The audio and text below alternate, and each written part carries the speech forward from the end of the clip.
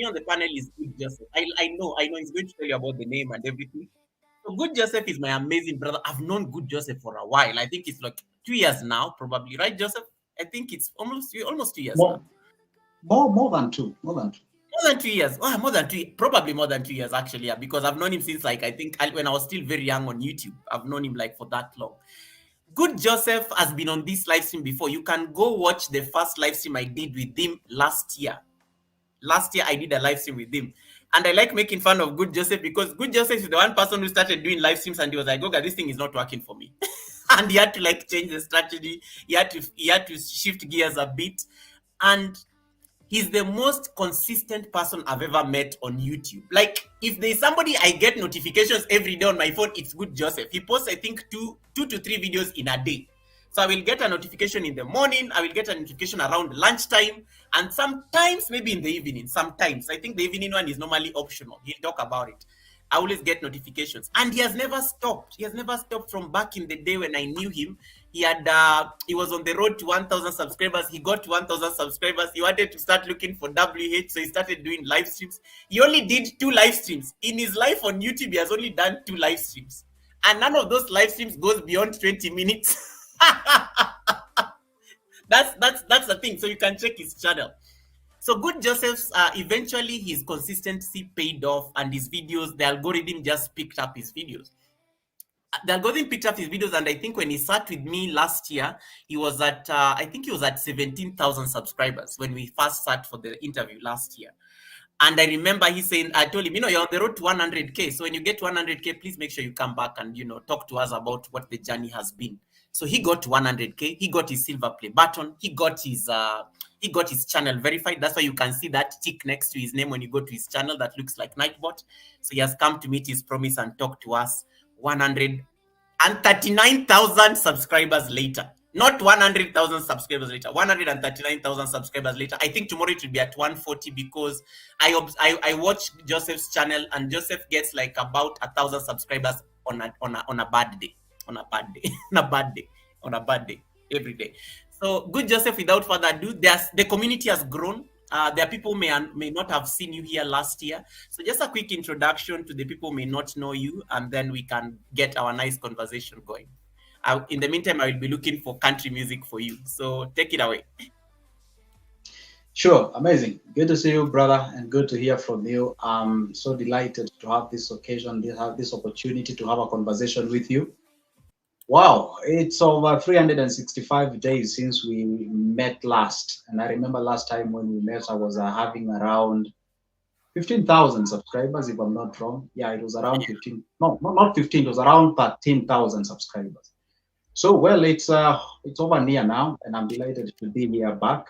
And for those who do not know me, my brother and I have been, in these streets for quite a long time. I've known this guy since when I had less than 300 subscribers, for information. I repeat, I've known this guy when I had less than 300. So that means that we've been with this guy for quite a long time in these streets, hustling, doing the best that we can to make sure that at least we do something as far as the grow is concerned. And it's a guy on a very serious note that we really have a sentimental attachment, in the sense that, when I was trying to chase for the WH things, I did decide to go live, and I mean, it wasn't my thing, I mean, you see, he's a guru in these live things and what have you, because I always watch him. And I can tell you for sure, I went there, I tried to do the thing, it wasn't working for me. But anyway, the point is, my name is Good Joseph, just like the name suggests. I'm into finance, I'm into investment, I walk my talk, and that is exactly what I do. I'm a content creator. I have a presence on YouTube. I have, as of now, that is on 2nd of June 2024. Depends on when you watch this live. Anyway, I'm saying so for the sake of people who will watch it later.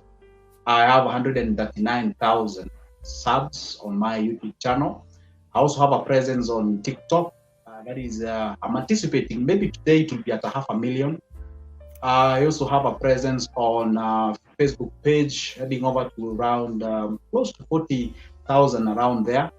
I do not have a presence on Instagram and Twitter or X, whatever you call it. I do not have, but I'm looking forward into having that. So I would say largely on the streets of social media, you will see me passing by. And my preaching is all about money. This is a thing that we were never given when we were in school, be it either kindergarten, primary, secondary, or even tertiary. We were never given. So I said, hey, why not?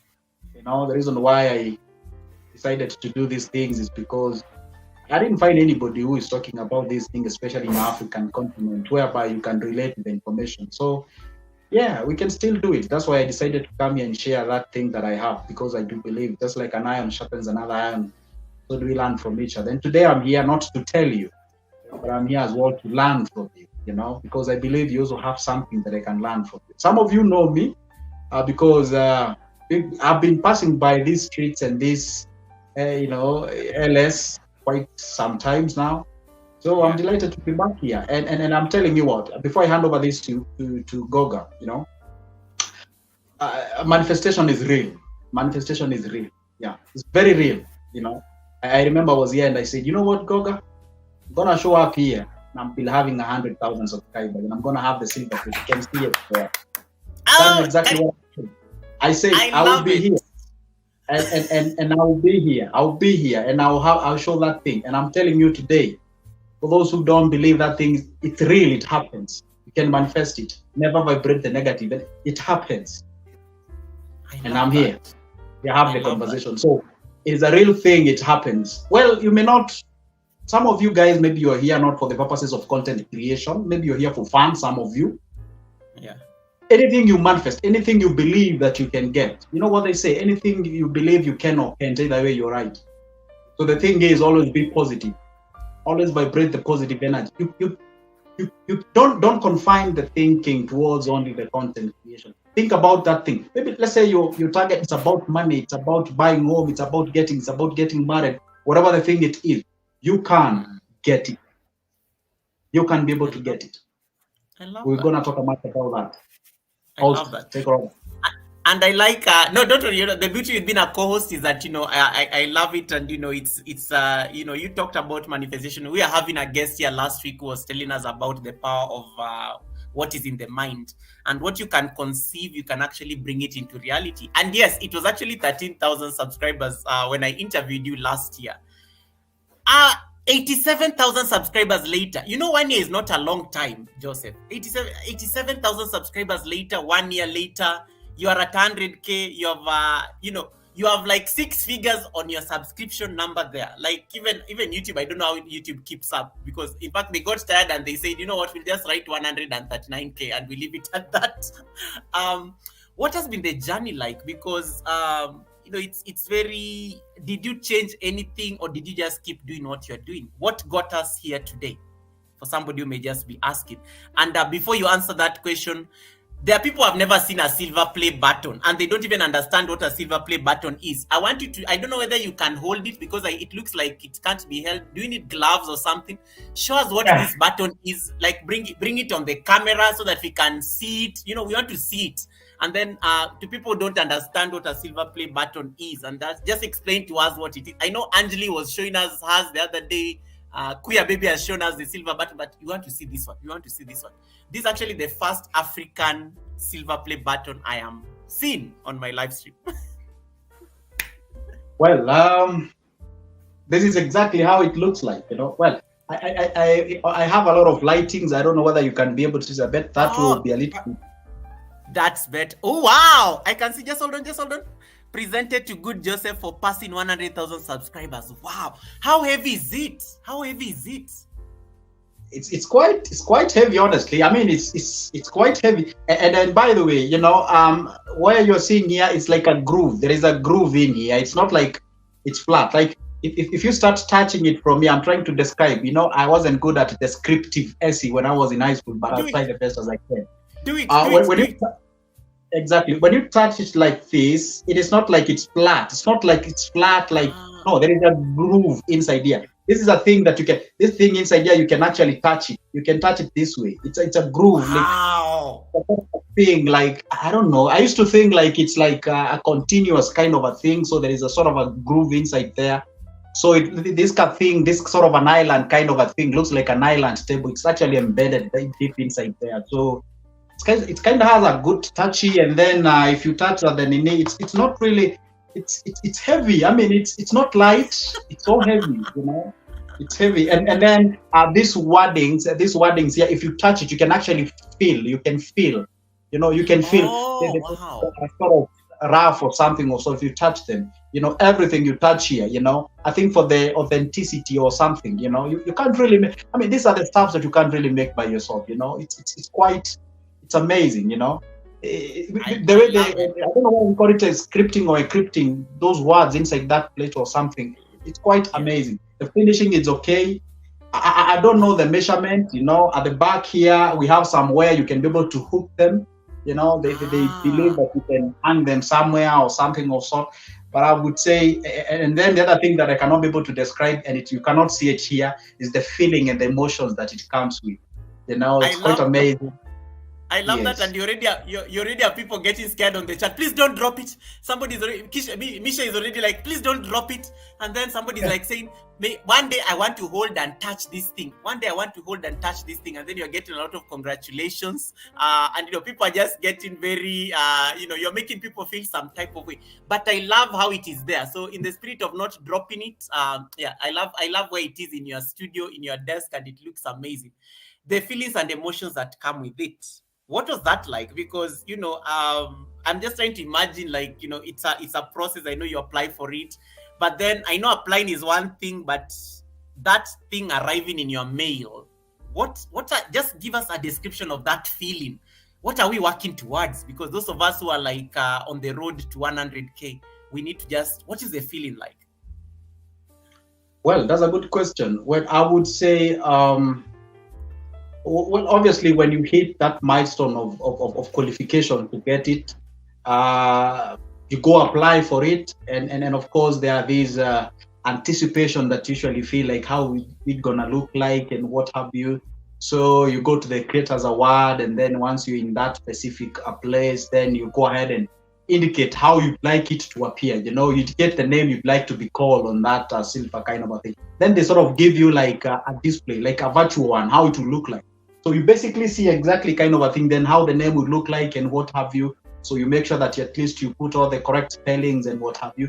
So yeah, you apply and then you submit the thing. Then you're given a certain special code, like sort of a tracking number, and then it's a game of waiting now. You see, and then of course you have to indicate the shipping agency or the company or what have you, and the thing will be delivered to where you specifically indicate where you want it to be delivered. And I remember then when I went to that specific place to pick it,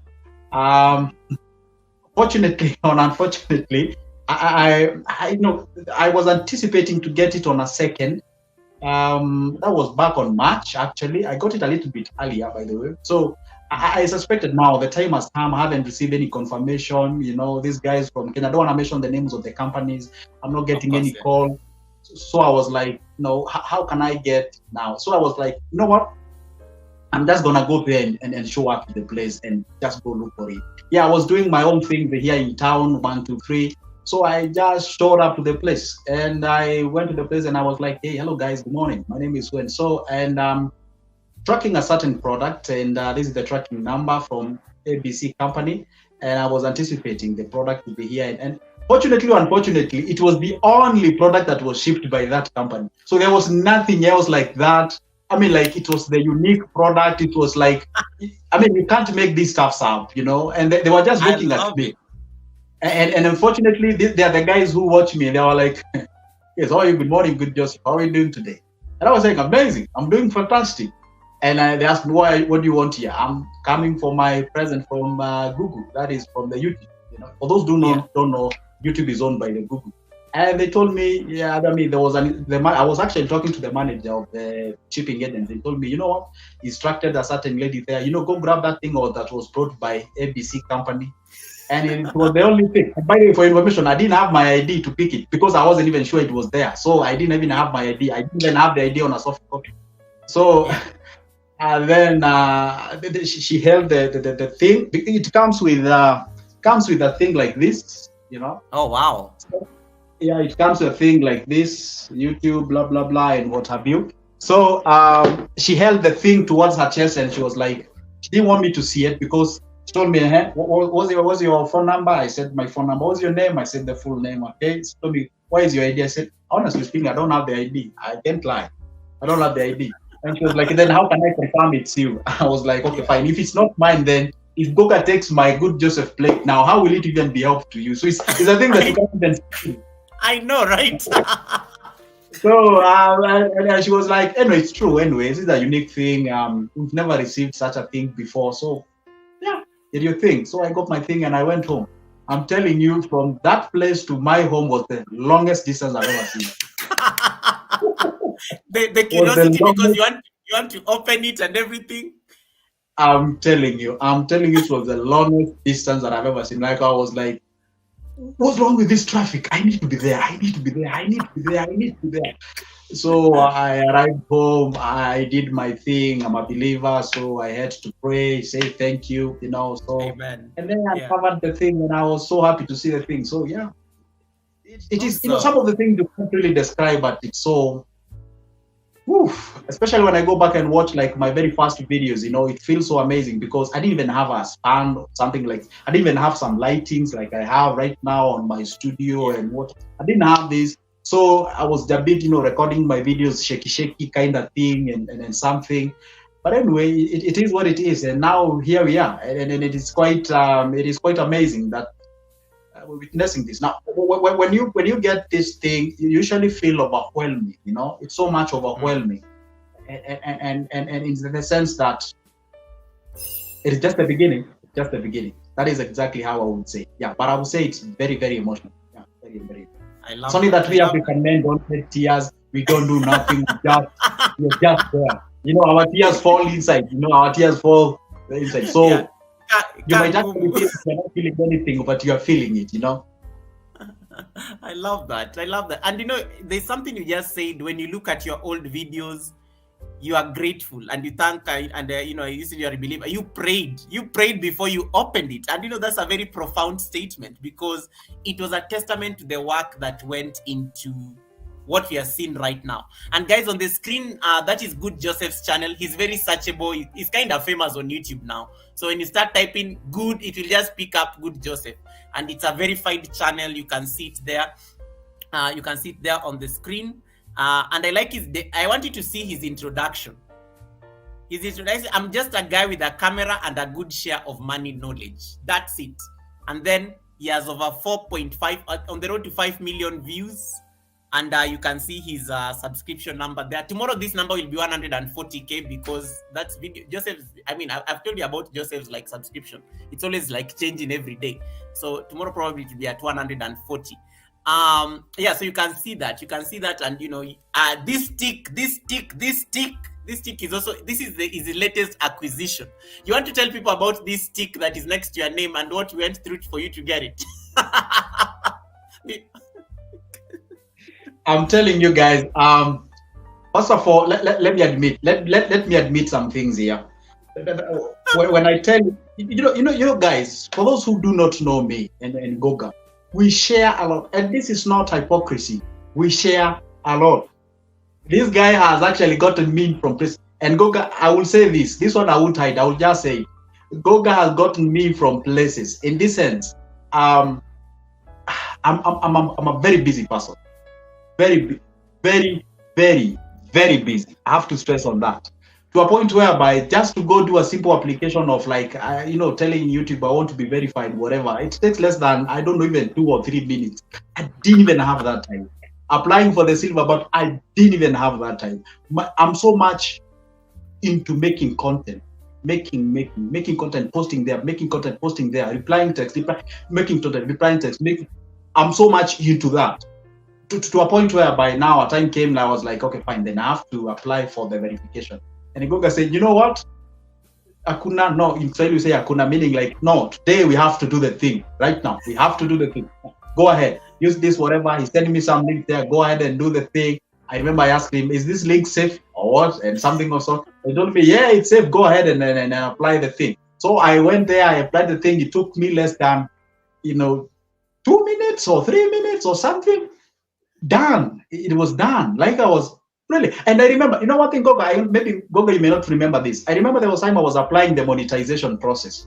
Yeah. I really disturbed you a lot. And I was like, I'm applying this monetization. Now, what do I do? How do I file the taxes, the US tax? How do I I now do this? remember. Who do I go? What do I click? And all those kind of things. Like we've been through, I mean, places. When I was doing the monetization, the tax kind of a thing, the pin, when I was actually doing the plate, the button, when I was doing the verification, we've been the guy has actually been doing lots of things to me, and I was like, damn, this guy is great. I love this guy. He's so great, and I would Thank you say so much. it's quite amazing. It's quite amazing. It's quite amazing. Actually, I Thank used you. to think like applying for that verification is kind of long process and something. I was actually shocked. By the way, I was shocked to realize even you can even talk with the personnel of the YouTube, because I realized that's not an AI. That's a guy. That's a real guy whom I was having conversation with. Because the guy told me now, when there were some things I didn't, I had not done. I didn't even know what's an icon. I didn't even know what's an art. He told me it's this, it's that. Then I had to do the icon thing, the art thing. And the guy from the YouTube told me, once you do that, just reply to this text. I mean, rather this email. And I did exactly that. Hello, sir. Obviously, you have to use a very good, respect and what have you said. I've done as instructed. Kindly check it and all those guys. Within less than 5 minutes, It boom, was it was done. like congratulations, no, just that. I know. And you took like the first time I told you to like apply for your verification was like nearly 3 months ago. And you're like, Goga, this is a lot of work. I don't know what you went and clicked. And then you are just like, Goga, this is a lot of work. And you gave me like a very, there was an excuse you gave there, and you're like, I'll come back to it. And then the other day I was helping because I normally, there's a channel I normally assist, and the channel has like over 100K as well. So I remember that channel, even them, they had not verified their channel. And I kept on pressuring her. You need to verify this channel because you can't be attending serious events I see on Instagram and everything. Your photo is being taken and your channel is not verified because it's bad on your brand. And no, Goga, me, I just like making the content. The same thing you just said. What is with you guys who get 100,000 subscribers? You say, me, I just focus on the content. If I could have the same grace as you, me, the day I get 100,000 subscribers, Joseph, I keep telling people, you will kiss the ground I walk on. But anyway, on a light note, I like how you said it. Like, you focus on making the content. You're not really invested so much in the results, but it is that consistency that you keep putting out there. And that was my question that I was asking you at the beginning. Between 13,000 subscribers when you last sat with me on this panel, now we are at 139,000. There's been like a huge, like this is like over what? Quick mathematics, the mathematics people in the chat. That's like about how many? It's like you've gotten like how many? 13,000 when you add 139, you're like over 100 and, is it 120 something, or probably of 120 something thousand subscribers later. What has been the work? What happened between February last year when we sat here and today, the first Sunday of June? What has been the process to get to this 139 that looks very nice on the channel? Good question. I would say it is basically working hard. They say you work smart, don't work hard. But how about you work? How about you work hard, working smart? Yeah. I really combine the two, because there is nothing. You really have to be an individual who is determined. Is when you close your eyes and you focus about posting videos each and every time. And I remember before I was monetized, I used to post a video a day, and I told myself, the moment that I will get monetized, I'll post 2 videos each and every day, and I will do that consistently without failing. I have to show up every day, because I'm a believer, and it's true. Success is usually an intersection between 2 points. Intersection between the hard work and luck. You cannot control how lucky you can be, but you can control how hard work you can work. So I said, if you work hard each and every day and show up every day, you never miss your lucky day. So that's the reason why I showed up each and every day, try as much as I can, improve myself, try the best that I can, be better than I was yesterday without comparing myself with anybody, because the mistake that people do is to copy people.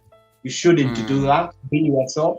I contacted several people to make me thumbnails about my video. And I was like, no, I think this thumbnail thing is not even one. Let me just be myself. I post the thing, whatever. I just do a funny statue here, and then I post it there. It is what it is. You guys, you're gonna subscribe by the way it is. You just be yourself. And I would say the reason why it reached to that particular point, there is a part that I can explain and there is a part that I can't explain. I don't wanna lie. The part that I can explain is the part that I worked on. I posted content each and every day, each and every time. I post there, green content, green content, green content, reply people's messages, interacting with people, reading, because I do read extensively. I'm a researcher. I cannot come here and start talking things that I do not understand. I have to first research. So, and then let me tell you one secret about these tweets. You really have to put something that is value to the community, something that people can see, hey, you know what? This guy has something that he's talking about. Because if you just talk about anything, if you argue from the selfish point of view, you never go do anything. It is not about me, it's about them. So think about them, what they want. You give them that. If you give them that, then they're gonna give you the follow. They're gonna come back and watch your content. So exactly what I did, it is just posting content and being consistent. And again, making sure that I improve myself than I was yesterday. I do the same thing. Well, I got myself a board where I can write, because I used to feel like, back then I used to just sit like this and I could just talk. Maybe let's say I pick up topic about, say, savings or investment and what have you. I could sit in such a place. I just talk and talk and talk. Then I realized, no, I think if I get somewhere, maybe I can just be, I'm a guy who loves to write a lot. So if I can just go somewhere and write something and people can be able to follow me as I write, then that would be amazing. So I was like, fine, let me just grab that whiteboard, grab those marker pens, and then I'd be writing something on the board and just writing something on the board. And that is exactly what I did. That's an improvement. If you ask me, if you compare what I was doing then before I incorporated the board kind of thing, it was an improvement. So therefore, when I say something like money market, when I say something like finance, when I say something, I can just put it on board so people can actually relate to what I'm talking about. So when you do that, then you can be able to go ahead and do something. And then YouTube was an amazing to me, was friend, and they pushed the thing out there, and and the rest is history. That is exactly how I got myself into this particular point. And by the way, and shutting your ears, you close your ears, you don't listen, you don't let anybody tell you are successful. And this is where we make the mistake. And Goga would like you to listen to this particular point. This is where most of the people get it wrong. Is when you get that 100,000 subscribers and everybody is shouting, Goga, you are the first person to tell me that I've hit the 100,000 subscribers. I remember I was actually I was in Westlands. I was busy somewhere doing something. I even forgot that I will hit the 100,000 subscribers today. So I was just hovering here and there. I was going to malls and what have you. And then there was a text. Oh, congratulations, brother. I remember first you sent me the text, the screenshot of 99,000. You said, this is the last time you'll see your channel with 99 whatever. And I was like, wow, amazing. And immediately when I hit the 100,000 subscribers, DMs were coming in from some close relatives like, hey, congratulations. Oh, congratulations. You know what? Some of them I didn't even reply. Not I replied, but not on the sense like, yeah, amazing. Oh, no, I don't dramatize. I just keep quiet. I go back to the drawing board. I work as hard as I can. It's like I'm just starting. I forget about when I hit that thing. I just do the same thing continuously and I shut my ears. And if you can actually relate to this, most of the celebrities in Kenya, the moment you're known out there, the moment you become successful out there, maybe on social media, you become an individual who is like, you know what, I've made it, I'm known, I'm a celebrity, I'm whatever. So you end up thinking like you can even post anything that does not even make sense, believing everyone will watch it. And then you end up going on the downgrade. That's not what I do. You shut, for me, whoa, Goga, if I tell you, for me, I don't, I'm barely starting. I'm actually at the beginning. So I still have a long way to go. So for me, I kept on pushing. I could see guys coming on my DMs telling me, hey, you hit 20,000. Whoa, you hit 30,000. Whoa, you hit that 80. You hit whatever. We are about to do the.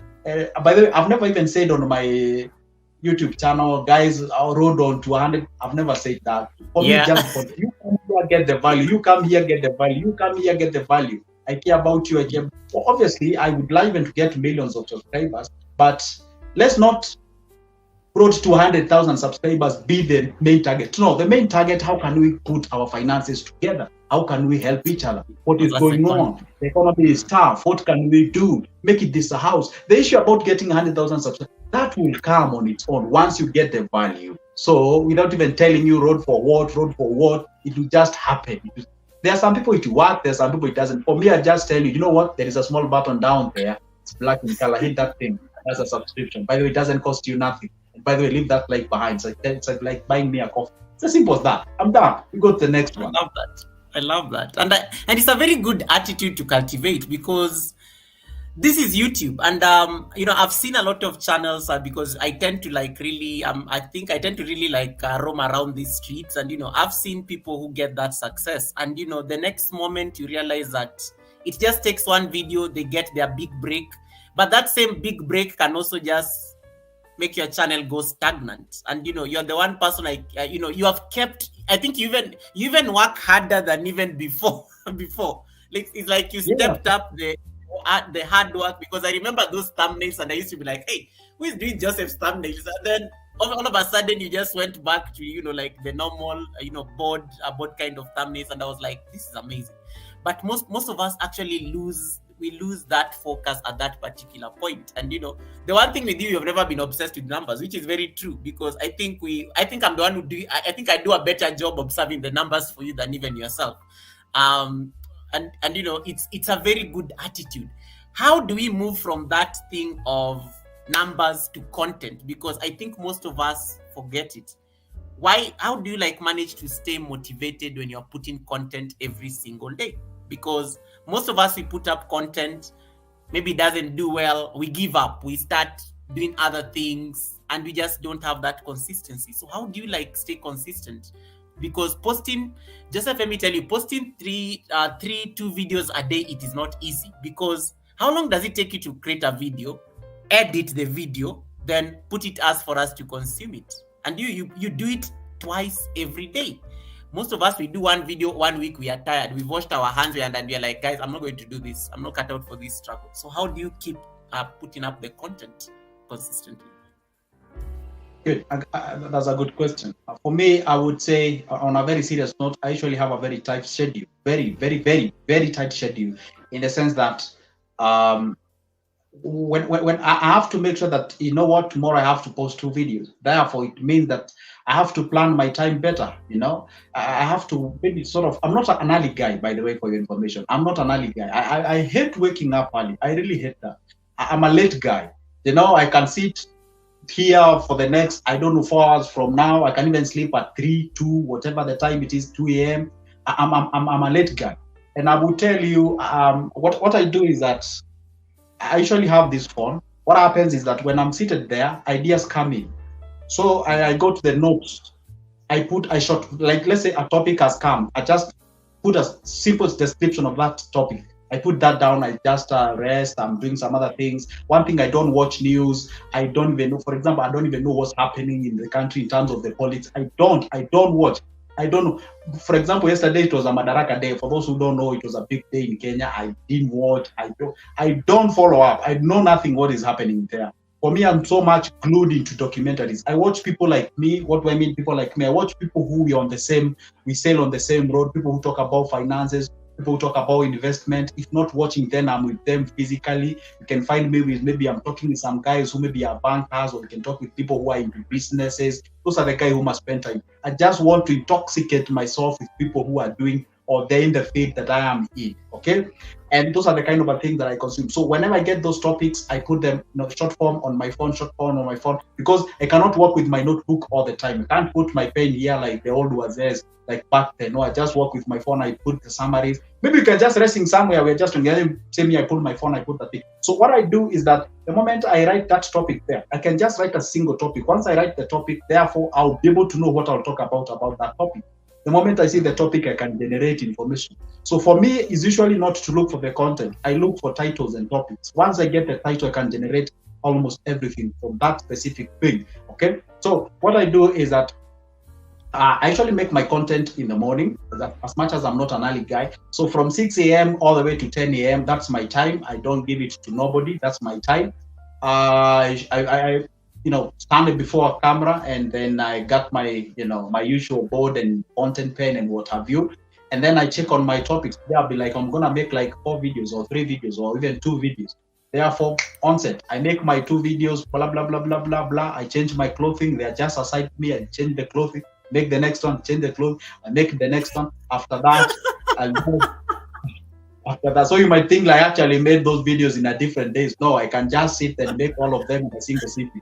So what I do, I take those videos, I throw them in my computer, or maybe my laptop, or maybe this comp, or maybe the whatever. Then I just edit. What I do when I'm recording my videos is that I don't make a lot of mistakes in between. I don't like, so then I reach somewhere, I'm like, okay, now I got that. No, what I do, I pick from the beginning. I do the introduction. Hello guys, good to see you once again. If you're returning subscriber, thank you for your eyeballs. And if you're new here, come on, there's something we do here. You hit the like button, we subscribe and do that.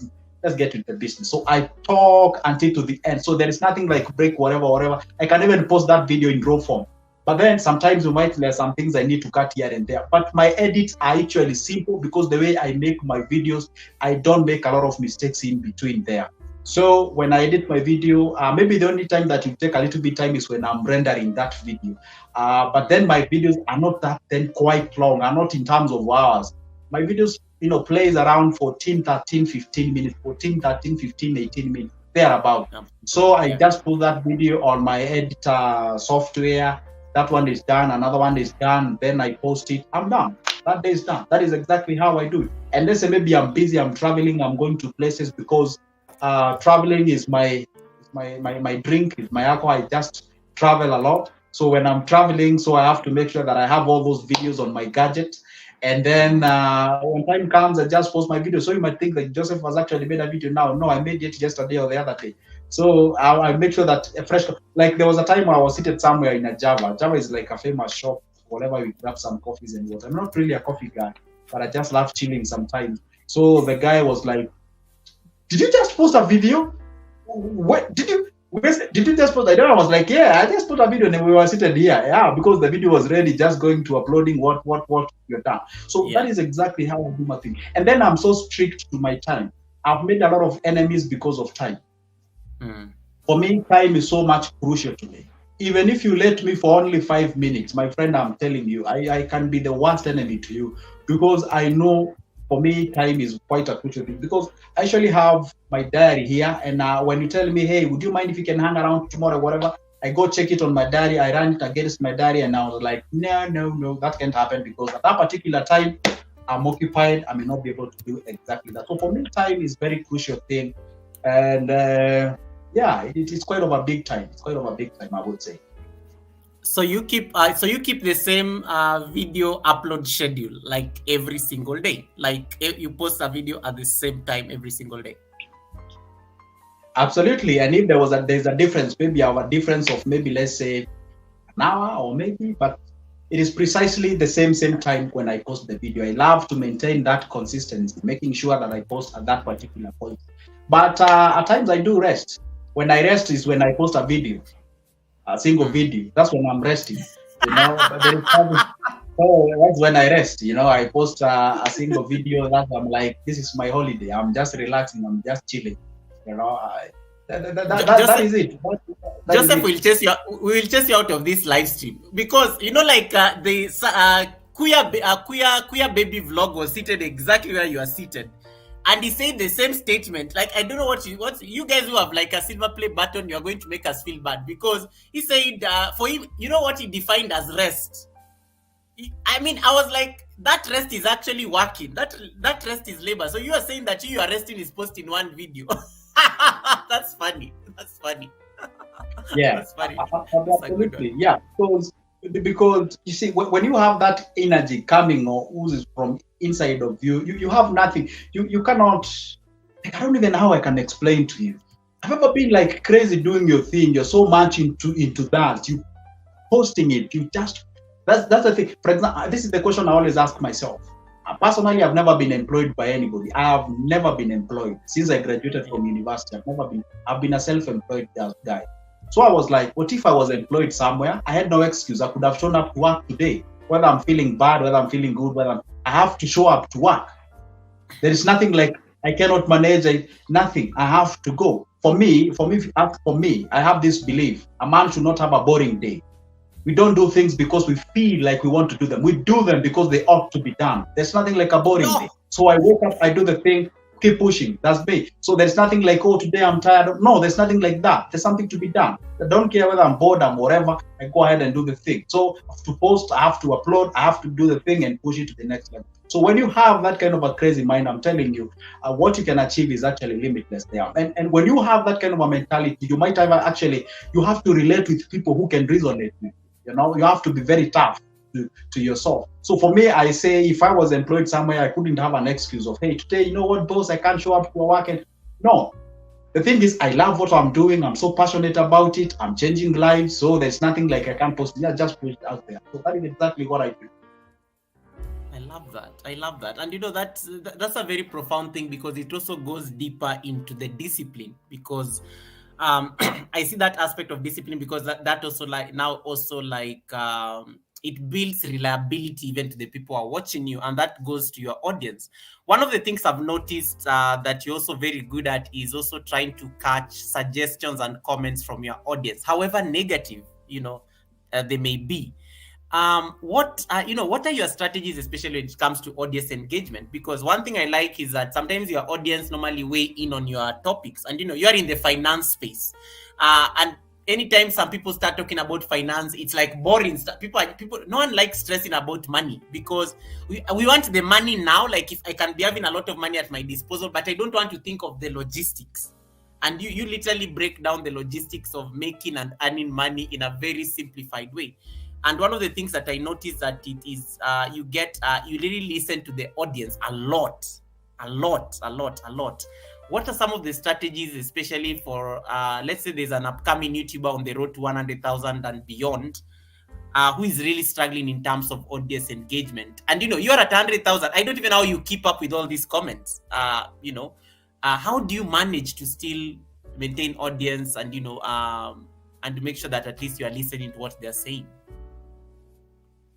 Good question. Wow, I love the question. Well, I would say there is a thing that I realized, and I would love to share this with you. The moment you post a video, to get something like 1,000 to 1,500, let's say to 2,000.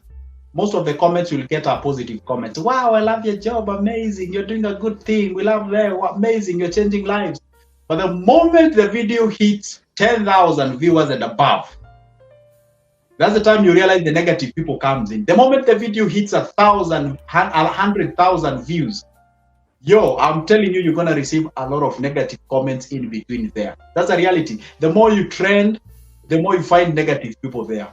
The lesser you trend, the sort of the positive comments that you're going to get out there. So I would say the more the video actually attracts more people, that's when you realize that there are different people who are inside into that video, who either they argue from the point of ignorance, or they're just haters, or they're just people with different views.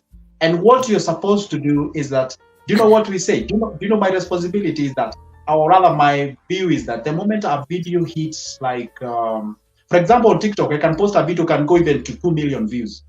So the moment it hits that number, I don't even read the comments. I don't, because if you read my comments, you'll get blood pressure. You'll actually even give up. You can even get, what do we call?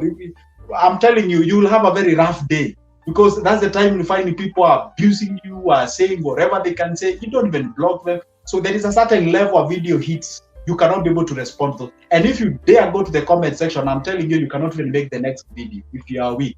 So for me, I do not find any problem. I just go to those comments. At times, I just read them. From those comments, from those negative comments, I read the negative comment, then the replies of that negative comment. I actually generate some other videos out of those comments. Yeah. So I love when people engage and have all those kind of things. So for me, and I'm saying this for the grace of God, for me, I do have that ability. I have that, how can I say? See, you have to have that mental strength of accommodating some things. I don't know, because I've gone through a lot in my life. So whenever you post those negative comments, I don't have to abuse you. I don't know. maybe sometimes when you annoy me much, maybe that's the time I can block you or hide you from my channel or something or so. Those are the times that I can do that, especially if you're using a vulgar language or if you're using some curse words and what have you. At that particular point, that's not over. At that particular time, I can be able to sort of block you or something. But if you're just expressing yourself, you can find somebody, and the way you're reasoning, you find this is a wise person. He's actually disagreeing with you in a very in a very upright manner. And that kind of a comment, you actually reply and you say, I totally get you, sir. I totally get you, my sister, your view and what have you and what. Maybe you correct the person if they missed your point. Sometimes you find they correct you somewhere you missed a point. So that way you can be able to learn.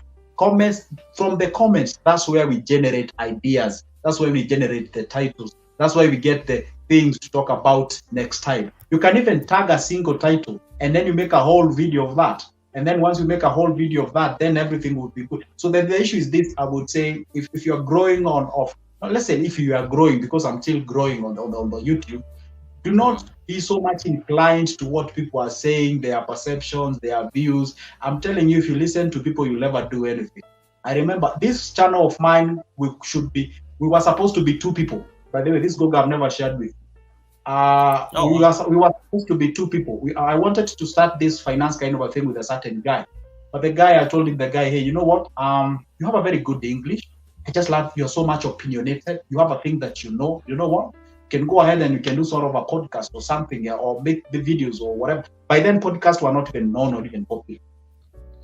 So the guy was like, wow, that's an amazing idea. That's great. I remember we were just graduates. The guy was like, amazing. I love the idea. We can go ahead and do it. But you know what, Joseph? We need to have some cameras. We need to have some microphones. We need to have some studios. The dude complicated everything about making content. And I was like, I think this guy is... I just went ahead and did the thing by myself. And after some few times when he saw me somewhere, he was like, why did you start? Did you start the thing? Why are you... What? All those kind of things. And I'm telling you, if you keep on listening to people, especially your family members, by the way, for your information, thou shalt never share those links to your family members and telling them to subscribe or maybe support you. Never share those things. Don't even tell them that you're on social media. Even your neighbors, never tell them. Let them see you. For example, where I live, my neighbors don't know. My neighbors didn't know that I'm on social media. And we could meet somewhere and they were like, Joseph, are you the one who actually sees? And I was like, yeah, that's me. Thank you. Goodbye. I don't want to stress. I don't want to talk much. I don't want to have any discussion. I just go. I don't want to have anything. Because for me, I don't like sharing it from, you just see me on social media. I remember there was a certain neighbor calling me like, I would like us to have now. I was like, right now I'm busy, I'm occupied somewhere, I may not be able to be available and what I do. Because those are the people who will bring you down, especially people who know you closely. It's better you relate with people who are far flung, because the people whom you relate with, they look at your daily lives. Probably, maybe they know how you live, where you do your things. So we have private lives, and you can even get me somewhere. For example, personally, I love eating goat head. The head of the goat. I love eating that too. So you can get me somewhere eating that the head of the goat. I know some people are watching from the Western Canada like, what? Yeah, I love eating that goat. So you can get me eating a head of the goat somewhere, and you're like, yo, I was not expecting you from these places. And you can even find me in the downtowns of the city there doing some, I'm bargaining, I'm buying something. I just have a normal life. And then you find people are expecting you to be, I don't know. How dare you? He's a celebrity. He shouldn't be here. That's why I recommend, don't share those links to your family members. Don't tell them you're starting a YouTube channel. Don't ask any advice. You'd rather even inbox Google and ask him what I should do about whatever I'm doing. You'd rather go check somebody who is doing the same, because if you're in the world of content creation, you can only be understood by a content creator. Anybody else who is not a content creator cannot understand what you're doing. I remember when I started making videos. By the way, if you guys didn't know, my first degree, that I'm a medical research officer by profession from Maseno University.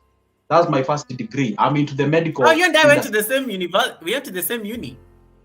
Oh wow, I didn't know that, Goga. Well, you see now, you could have told me that. So that's the first degree that I did. And I remember when I started making these videos, people are making fun. Oh, now Joseph is an advisor. Oh, Joseph is advising people.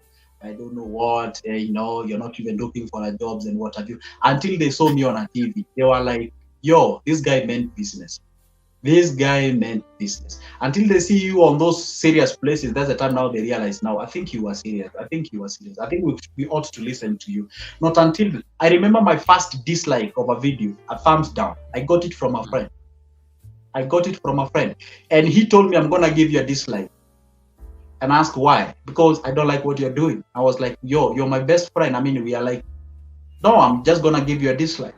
I was like, okay, fine. It's your will. And it's true. The dude give me I was like, okay, fine, no problem. And would you believe if I tell you some after near or something of so the guy got into my DM and asked me, how can one get into, wait, I won't mention that. There's a very big known social media platform in Kenya where I used to appear a lot. And then he asked me, how do I get there? I have a niece who, she's a singer. I want her to be there. How do I get there? Then I was like, Jesus, this is the person who gave me a dislike surely on my video. He's asking me the same thing.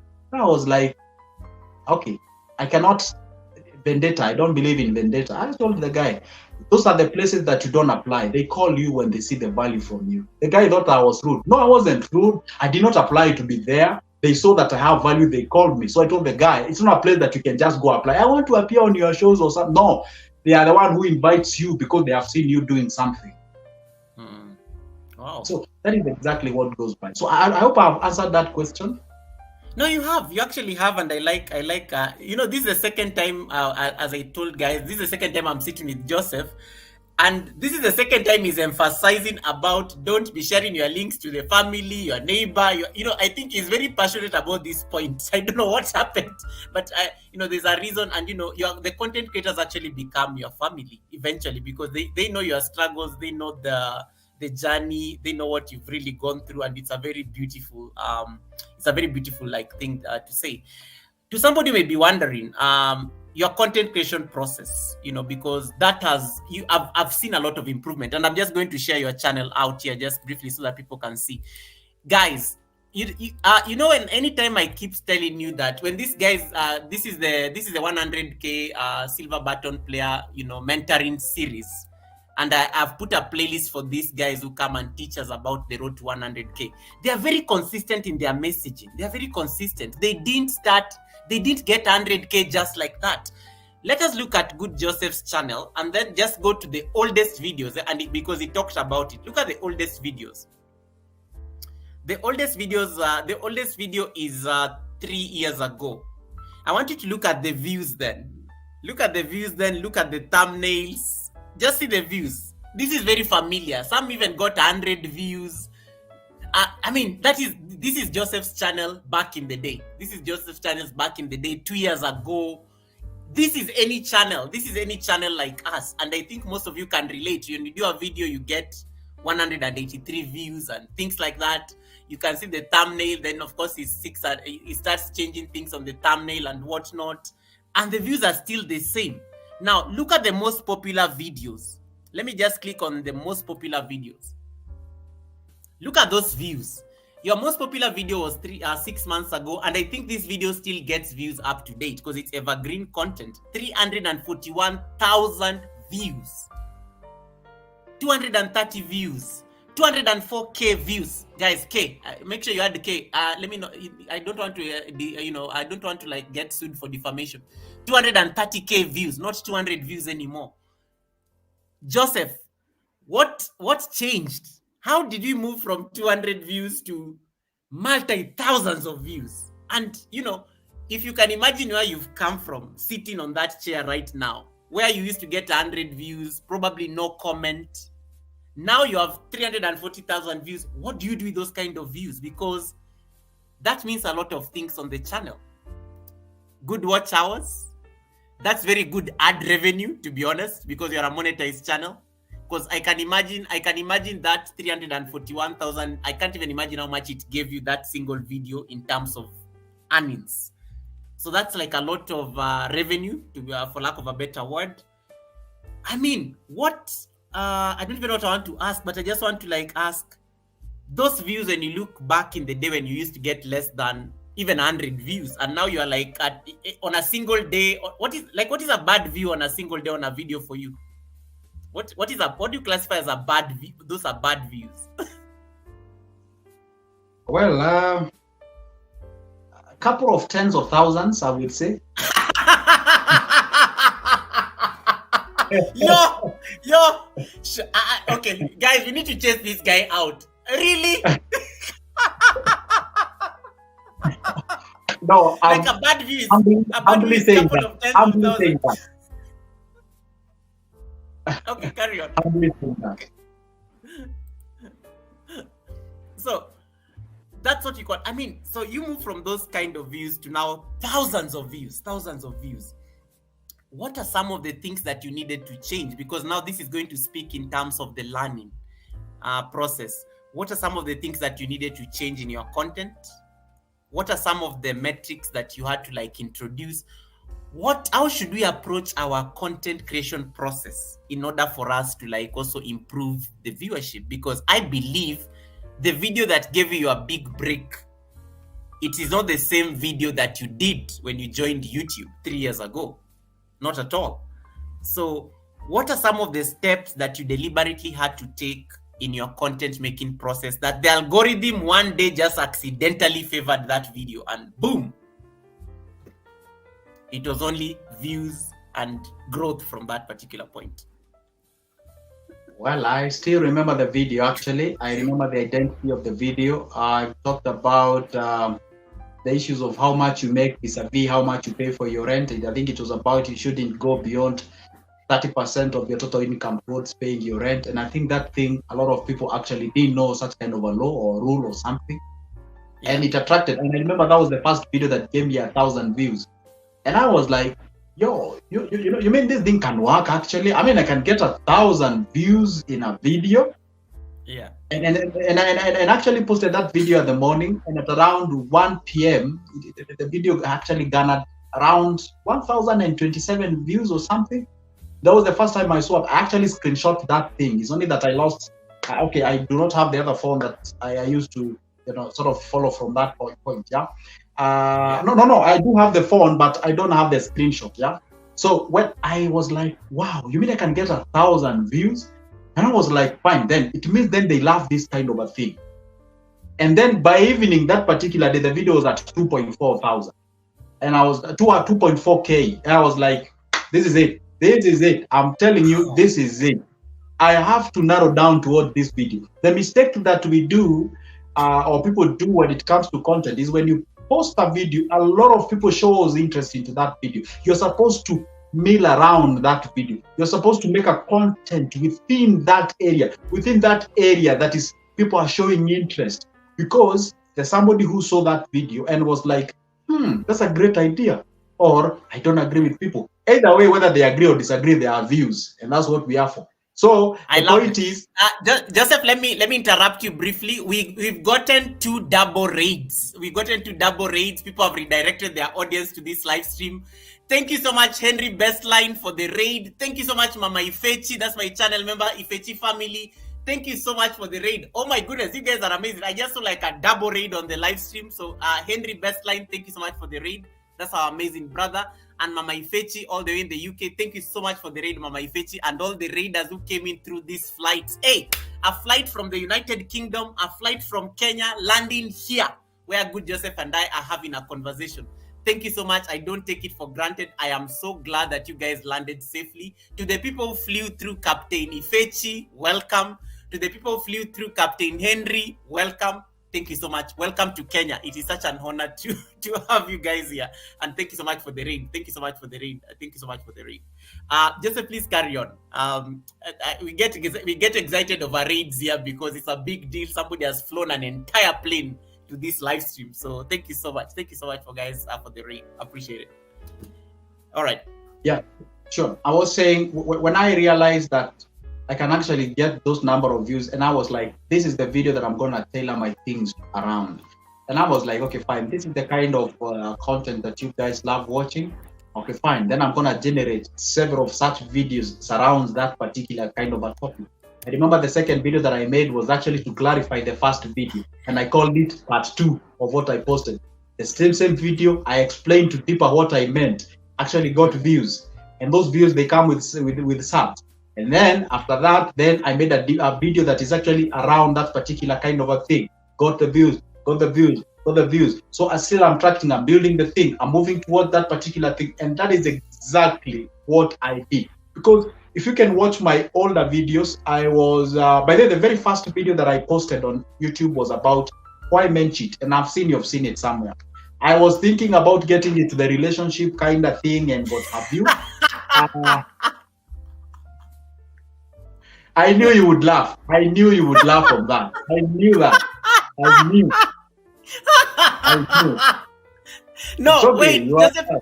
I can't reconcile you talking about relationships and the way you are a finance guru. I don't see it happening. Like, you see now exactly. You see, I'm watching you on my telly. Actually, I can see on a big screen. You see that video says why men cheat? That was my first video. So I was. I know, Goga, you laugh the entire day. So no problem. Now, I was thinking getting into that kind of a field. You know, I believed I had the content to tell people why they cheat, the relationships, how to handle what, and all those kind of things. So I made that, and then the other video that I made, so the second one was how to be rich in a developing nation. Then I was like, no, I think it's not this one. I made another how simple marriage is, what is what. I'm telling you, I was like jogging. I'm there, I'm here, I'm on finance, I'm on relationship, I'm on the other one. I was just moving here. I was sort of identifying myself, you know, with what exactly I can be able to do. And by the way, Goga, before even that video, why men cheat, I did not have a smartphone. I used my sister's phone. wow. I didn't have a smartphone. I actually borrowed my sister's smartphone. And I remember I went behind her business and there was some construction going on there over the wall. And I could wait before they do the hammering. And I was like, okay, just like I was saying, why they cheat? Because of this and this and this. And then the hammering comes in. I was like, sorry guys for my background and what have you. Then I continue with talking. Joseph, we have to watch this video because just briefly, we have to watch. Don't watch that. I don't want you to watch that. You will watch when I'm not here. I can't believe you guys can watch here with over 30 people, my friend. You will watch that thing when I'm not here. Wait, carry on. So sure. Now, so when I stopped jogging, and then I remember there was a time. Now, I want you to listen to this roller coaster. I started with a relationship finance. Then I realized these things are not working. I'm not getting the views. I went into the politics. I started analyzing the politics. Who would win? Who would lose? What do I think? I don't know. Those kind of things. Because I could watch those content about guys who are talking about politics. They are getting a lot of views. I was like, I can still talk something about the politics. So I was there. I remember we are nearing the electioneering time in 2022 in Kenya. So it was becoming hot and hot. So I posted things about politics, policy. That was still not working. Yo, I'm telling you, how I got myself into the finances because of that video. I realized this can work. I've never went back to relationships unless I touch a relationship with finance. But I never went back to politics. But I don't delete those videos; they are still there, and that is how I got myself into that. And how did I get myself into those huge number of views? So I simply perfected on what actually worked previously. So that is exactly what I did. I perfect on what I know, what is working. I keep on making videos, towards that specific area, and that's how one video actually. And then I realized, you know what? I'm gonna go ahead and talk about the normal things that people know. For example, hey, you know what? Like that video of one financial sacrifice can transform your life completely. I did not. The other thing, thou shalt never make a video thinking that will be the viral one. You will never know the viral video. You will never know the viral video. I remember that video. I actually made that video out of nowhere. How you can transform your financial life within 1 year, and I was like, blah, blah, blah, blah, blah, blah, blah, blah, blah. And there was something like was telling me, just tell people to subscribe. Just tell people to subscribe. And it's true. I told people to do that, and I'm telling you that video brought in a lot of subs. A lot. Wow. The highest subs I've ever got in a day, close to 3,500 in a day. like consistently, like today, tomorrow, the other day, consistently, like, whoa, I was like, yeah, this is working. This is happening. This is happening. Yeah. Wow, interesting. And I just want to add a joke. We have a new guest on the live stream, Alcimo, my brother Alcimo, all the way from Indonesia. That is the 5th silver button holder on this live stream. Joseph, I am blessed. I have Wow. 5 silver button holders on my live stream. Can you imagine? Hey, hey, Amazing. hey, hey, Amazing. hey, Amazing. hey. You came with blessings. You came with blessings. Now there are 5 people who look like Nightbot on this chat today. There are 5 people who look like Nightbot on this chat. They have a tick next to their name. I am blessed. I am blessed. I am blessed. Yes. Hey, Kuya baby, I have like the 4th Nightbot. The 4th Nightbot. The 5th Nightbot here. The 5th Nightbot. The 5th Nightbot. Hey, I am blessed. I am blessed. I am blessed. Guys, if you have any question for Joseph, this is the time you ask him. This is the time you ask him. Don't let me ask all the questions. Me, I'm excited, but I have access to him in case I get stuck. I can always ask him anything. But if you want to ask him any question, please, this is the point you can ask him, and then we see whether he, you can see we see how he can answer. Alcimo is saying hi to you, good Joseph. You can see Alcimo looks like, yeah, he looks like Nightbot there. So I got excited there for a minute. And I like what you said about that aspect of learning and reworking. And I like what you said, you will never know the video. You will never know the video. However, Joseph, if I was to ask you a random question, the video that got you, the video that made your channel pick up, will you consider it as one of your best creations, or it's actually a random? You would actually think it's a random video. It's any other random video. It's just a random video. Wow. I didn't make that video intentionally, and I was like, now this is it. I curate all the video. I did not. It's an idea I have. I just do what I do best, and I posted the video. And within 1 hour, couple of thousands of views from the video. Within a day, we were talking ups of 20,000 and above, and it's a big deal on YouTube having those number of views. And within I knew how I actually looked at it and I was like, yo, you know what? This is the day. This is the video, I think. And indeed, it was the video, and it's actually brought in a lot of people. And actually, that video brought me a lot of international viewers. If you've been watching my videos lately, Yes. when I say money, I don't sort of hang around on Kenyan shillings. I talk about the international currencies because I have viewers from Nigeria, Zimbabwe, South Africa. Talk about the places, the UK, the US, the Iraq, the Gulf countries. Like, I have people all over the places, and even Indians. A lot of Indians are watching, and I'm telling you, from that point, that's the time you realize now. Guess what? Where you are now, you do not only talk about your Kenyan viewers, because there was a time I could even make a Swahili video, Yeah, And I remember those days. Yeah. Yeah, there was a time I used to even make a Swahili video, and some guys would be like, "No, Joseph, we are getting disadvantaged here. We cannot understand. Would you mind if you can stick to English and what have you?" And I was like, "Yeah, this is it. I'm gonna post my content on English." But when you go to my TikTok account, that's where I talk about in Swahili. You can get me mixing up here and there. Because, by the way, one thing that I'm supposed to understand, it depends on the platform that you are in. How people behave on YouTube is different from how people behave on TikTok. It's different from how people behave on X. Different from people how they behave on something like what do you call it? Instagram or what have you. They behave differently. So you have to know how to handle them.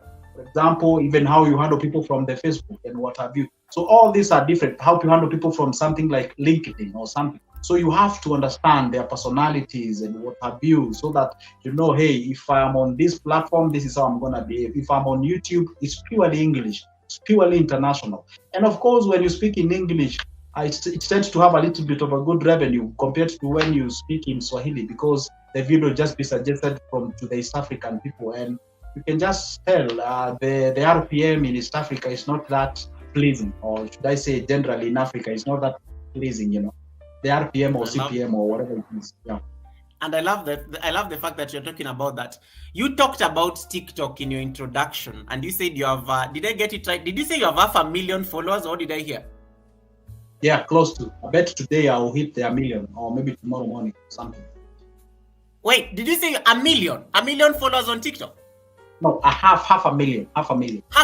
Still, like you have 500,000 people on TikTok. Yo. Yeah. Okay. So, you have a question from Robertina. Sorry, the Gem Circle. That's my channel member. The Gem Circle is asking you, and I've just put the question on the chat. Did TikTok play any role towards your YouTube success? Absolutely, yes. Okay. Tell us more. Because now, do we need to jump on TikTok, or what do we need to do? No, yeah, sure. It did play a very vital role. Because, what should I say? On TikTok, how it helps you in the sense that, for example, on YouTube, you make a video like for 15 minutes. And then you can be able to make a subsections of that video. You can cut some different places. You cut a certain place, then you go post it on TikTok. Then you can indicate there if you'd like to watch the entire stretch of the whatever, then you can always visit me somewhere called 123. So if someone shows interest, be like, okay, wow, I would love to get an extensive information about this, so they can always go to your thing. You know what? I mean, Goga, you're supposed to have different channels because different channels speak at different rates. That's true. The first time I posted a video on TikTok, first day, it got over 3,000 views. First day, over 3,000. The same video that I posted on, I got into YouTube before TikTok. I used to ignore the TikTok kind of. So, and the video about the rent and the salary and what have you, I posted it on TikTok. And I'm telling you, it got like 3 Gs views in a single day. The next day, it was around 10K. That video also helps you to actually empty the guys to also come and watch to the other part. YouTube. And then you have another one. So when you have a collection of different things, don't just sort of, what should I say, don't just rely on one thing. Be all over the places. You're here, you're there, you're on the other places. And I remember it has helped me a lot to bring guys on this end as well as take guys on the other end. Either way, they help each other. So that one has played quite of a substantive role as far as the growth is concerned. But not until the YouTube picks your algorithms picks you, cannot be able to do something. But until it picks you, then you can be able to go ahead and do something about it. How much would you say, like, how much effort do you put between the platforms? So, like, for example, TikTok, when you post on YouTube and you also post on TikTok, is this like daily? Are they growing at the same? I'm just trying to figure out your strategy around multiple platforms. I post on TikTok each and every day. I try the best that I can. I do that. The only place I don't post each and every day is on Facebook. That's where I don't post a lot. Like, for example, the last video I posted was like 2 days ago. That's when I posted a video. It has over close to 300,000 views. So I maybe on Facebook is when I don't on Reels, that is. I don't like post constantly and consistently and what have you. But on TikTok and on what do you call it? On TikTok and on YouTube, I do post my videos out there. By the way, I'm so much popular on TikTok. For example, if I meet people on the streets, because I do meet them a lot, they tell me, hey, the guy on TikTok, right? Oh, good Joseph on TikTok, right? Oh, the guy. No. So you compare the rate at which people. Are calling you from YouTube, from TikTok. You find that from TikTok they are calling you a lot. Yes. Makes sense. And I like. She says, thank you so much for saying the need to have different channels. I feel validated on my recent actions. And then you had Miss Kinga is saying, this is mind blowing. Thank you so much, Miss Kinga, for that comment. There's a comment that I think Queer Baby also wrote you earlier. Queer Baby is your fellow 100K silver button holder. Queer Baby says, I think it's easy for Good Joseph to do content now because he's doing what he has done before. He used to do that while improving bit by bit. I think that's a great compliment. And then there's a very interesting comment from Victoria Mima. Hey, Victoria Mima, you will finish me, oh. Victoria Mima says, the CPM of Kenya is like Hustler Fund. Yo! Hey, this is violence. And it's Madaraka Day. Wait. And this is a good question I want to ask Joseph. let's talk about revenue. When it comes to revenue, you talked about your biggest constituency, and I'm looking at it in terms of your audience. Where's your biggest audience from? When you look at your analytics on your YouTube channel, where is your audience from? Because that can help us have a conversation about this Hustler Fund CPM. Kenya. Kenya. The direction to move towards making your channel have an international appeal, and I like that because I've seen you try to implement that in the last couple of months. It could probably have been informed with this conversation around CPM. The CPM in Kenya is so low. I try as much as I can to make sure I don't have 100% Kenyan audience, because it will be bad on my channel in terms of revenue. But if I have an American watching the live stream right now, I know the CPM and the ads they are getting, boom, boom, boom, boom, revenue is coming in very nicely. When you think of like collaborations, let's say with people like Lisa J. Stocks, who is in the United States and talks about the same things that you talk about, what would you say what is your strategy in terms of making the channel have that international appeal? And I will give an example. The other day I was watching one of your videos, and there's a Nigerian guy, I think, who wrote a comment. It was a very long comment, and it was something I think they were trying to respond to what you had just talked about in your video. And they literally asked you to collaborate with somebody there in Nigeria so that you guys can also talk about that. I don't know, that I'm sure you saw that comment. And that means the channel is getting international attention. What has been the strategy towards this? Because it will also improve your CPM in the long run. Well, honestly speaking, I won't lie. I've not been thinking about collaborations on a very serious note. Honestly speaking, if I go and check my to-do list, unless I put it there, it's not there, honestly. I haven't been thinking about that. I know it has an effect towards the revenue and what have you, especially when you get the international viewers. And again, I'm looking forward into collaboration. Does it mean I fly there, or maybe make videos online? Does it? Sometimes, I don't know how exactly it can be. Maybe I invite them on live, of which I don't even go live. I've never even went live.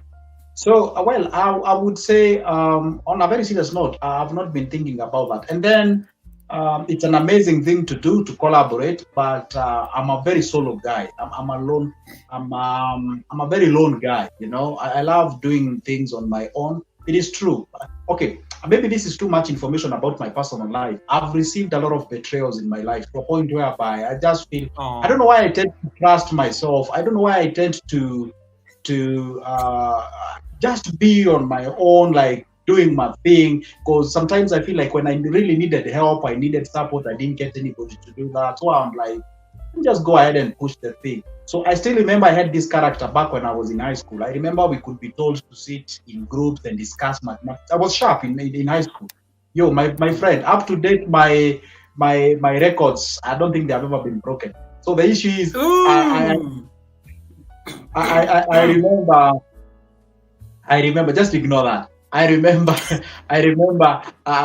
when teachers would say we sit in circles and discuss and brainstorm. I wasn't feeling okay. I'm just a guy, I could even spend in my house like the entire day without doing anything, just doing my own things. I'm a very, very, very lone guy, By the way, you see me making videos. I'm not an extra. What do you call them? Extrovert? These people who talk a lot or something. Exactly. Yeah, I'm a guy who, I'm just on my own doing the things. Sometimes I get invited for the interview. Sometimes I will come next time. I just love doing my own things. I actually feel good and amazing when I do that, because I actually feel like when I bring people on board, there's some things that we have to adjust, and I'm so sensitive to some things. I would say, what? First of all, I hate lazy people. I hate people who are so much negative sometimes, like, hey, this can't work, this. For example, I also do business. When I do business, I buy things and I sell things. And whenever a thing comes, I'm a risk taker. Whenever I see an opportunity, I go get my cash, I grab the thing, I sell the thing, I do that kind of thing. So when I relate with people who are like sluggish, let's wait, and then formalities, I don't like formalities a lot. I don't like formalities. So, but the issue of partnership, the issue of collaborations, I think I can open doors for that. I have no problem with collaborating with people, but I'm a very research guy. I have to admit that. I'm trying to look at the workability of the collaboration thing. I think the only thing I can do is to try to make myself make content that people from international can actually watch me. I think that would be far much easier than collaboration. I don't know, but I stand corrected. What do you think, Goga? No, but I like how you've been getting them in the fold, because initially your content was predominantly targeting us Kenyans, even in the language, even in the messaging. You are making those jokes that only I as a Kenyan would relate to. But now you are bringing on board. There are a lot of people who are coming in on board. Then, I see. Sorry for cutting you short. And then there is something I will tell you. I wouldn't love to what do we call AdSense or ads is one source of revenue. You can also do other things that can generate revenue for you. It doesn't have to be ads only. You can partner. I'm a writer. I write books. I prepare business proposals. I'm a consultancy. I run a consultancy firms and what have you and all those. So those are things like you can also do. You don't have to rely on the ads. You see, and also rely on the brands they tell you. But then I don't think you've ever seen me advertising on TikTok or maybe a TikTok. No. Yes, I've ever partnered with several brands out there. One actually, since I started making content, I only partnered with one. So I don't want to rely on the masses of the brands and whatever. I just want to maybe add revenue and also selling my things, because that's like my shop. I can do the things. And this is where most of the people don't get it wrong, don't get it right, rather. So you can actually make something that you can be able to do it by yourself, and you can use that place. By the way, if you go to these international content creators like in US, you find most of the revenue do not even come from the ads. They usually come from them selling something, or they have merch, they have some other many things that they do out there.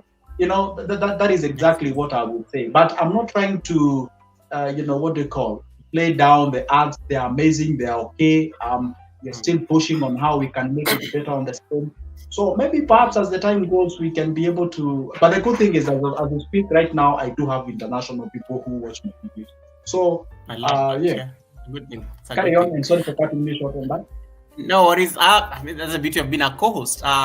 Welcome EK, and I like the conversation. Alcimo and Queer Baby are arriving on the chat. Anthony Holmes, nice to see you. It's been a while. Mbuvi Farm, nice to see you, Mbuvi Farm. And Mbuvi Farm was here the other day. I was hosting a baraza to celebrate 2 years in the YouTube Partner Program, and Mbuvi Farm was talking to us about the power of brand deals, because she's quite popular on social media as well, and she got a brand deal where she represents the interests of a particular company in terms of, based on people who noticed her on her content. Joseph, you say you have 500,000 followers on TikTok. You have over 140,000 subscribers on YouTube. You have 40,000 followers on Facebook. How are you positioning yourself, for brand deals? Because I think you're a brand now. You're technically a brand in your own right. Just because you have a followership, you are making an impact, because whatever you are actually a thought leader, to be honest. Because for you to have that kind of followership is like, it means people believe in what you are saying. People actually trust you as an authority on that particular subject. Where do you see like the future of you in terms of you as a positioning yourself as a brand? Because I look at you as a brand now, and I would actually treat you as a company now, even you as a person, because it's very clear and very obvious that you're no longer just Joseph, but you're a brand. You're brand Joseph. Well, that's a good point. That's a good point. I would say where I see myself, I see myself where true, I'm partnering with brands, but I'm having my own thing that I'm doing. That what should I say? You know what is a brand deal? According to me, a brand deal is someone telling you, "Hey, can I sell from your shop?" So I would look forward into having my own thing that I personally am selling, but I'm not gonna brush them when they come on board. So therefore, I can be able to do the thing. But what I would say, I don't want to survive under the masses of the brands. I love that. I would love to, even if they never come the rest of my social media life, I'm still okay. I can survive. There is a thing that I've created by myself. I'm generating something out of it. so I can be able to also survive myself and all those kind of things. So that is exactly what I'm looking for. On a very serious note, it's good I tell you the truth, Goga. I just say it the way it is in black and white. I never, I never configure myself to be pleasing to brands. I don't even remember brands. I just do my things. I just want to be out there. Who knows? Maybe after a year or two, I can launch my own bank. I can launch my own system of whatever. Those are the things. Those are the things that I think about. Not about, hey, how can I bring an A, B, C, D, whatever to partner. It's okay if they come, but I want to think on the areas of how can I make something that I can put it out there. Because as a creator, you should be a creator, not only of content, but something that you can be able to give it to people. You solve their problems. Once you solve their problems, the money will be thrown at you. That is exactly what happens. And the moment brands, they see you doing that, they're even scared of coming to you because you're already doing it by yourself. You're already doing something and you won't even survive under their masses. So I'm open to the brands and I'm also open to me doing my own things. If you can use my platform whereby I can sell my services, I'm good to go. I like that, and that's a very that was a very interesting question. I just wanted to get your point. Whereby, for example, for example, where I make this brand becomes bigger, I employ other people who are into finances. They can also do the interviews when I'm not there. I get myself out. Then they can be doing the interviews here and there. I don't have to be there. I have a place where I'm doing maybe educations, I'm teaching something, other people are running, you can call somebody. Like it's a whole system kind of a thing where, those are the things that I think about, not really about the issues of brands. I like that because that is brand Joseph. That is brand Joseph thinking of expansion, and you already have the marketing thing going on now by setting the foundation for it, because I foresee that happening. And it will be amazing because the groundwork will already have been done, because you're a marketing team in your own right, to be honest, because the content is already there and somebody already appreciates the direction that you want to take. And Jaden Global says, I'm also thinking of using my channel to advertise my products, she says. And I think just picking up from what what you're saying. What will this has been the biggest challenge for you, good Joseph, in terms of your since you started your YouTube channel, and now you have between last year and today when you are sitting here at 100K, what would you say has been like your biggest challenge, especially in terms of not just content creation, but even just how you curate the content and you try to figure out your direction around this YouTube universe?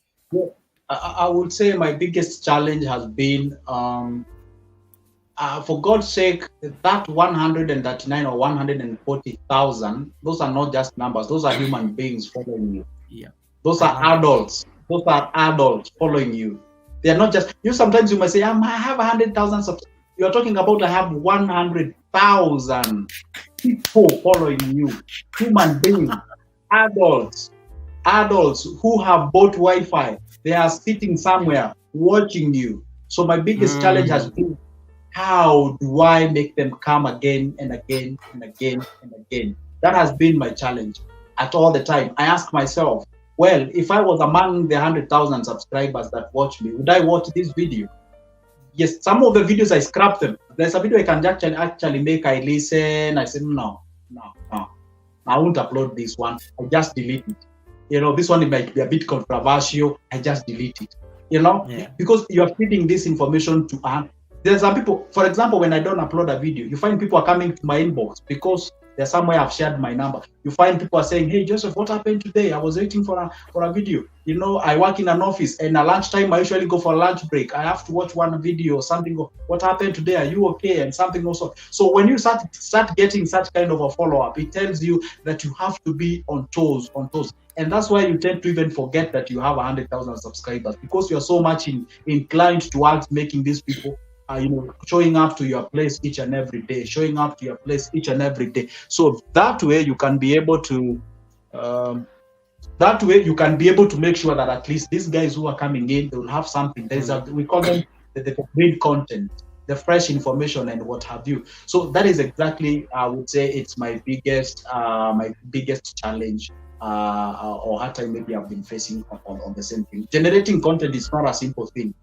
Can you imagine thinking about two different things each and every day? Can you imagine that? And you don't have to repeat yourself. You have to think about two different things each and every day. So your brain has to run.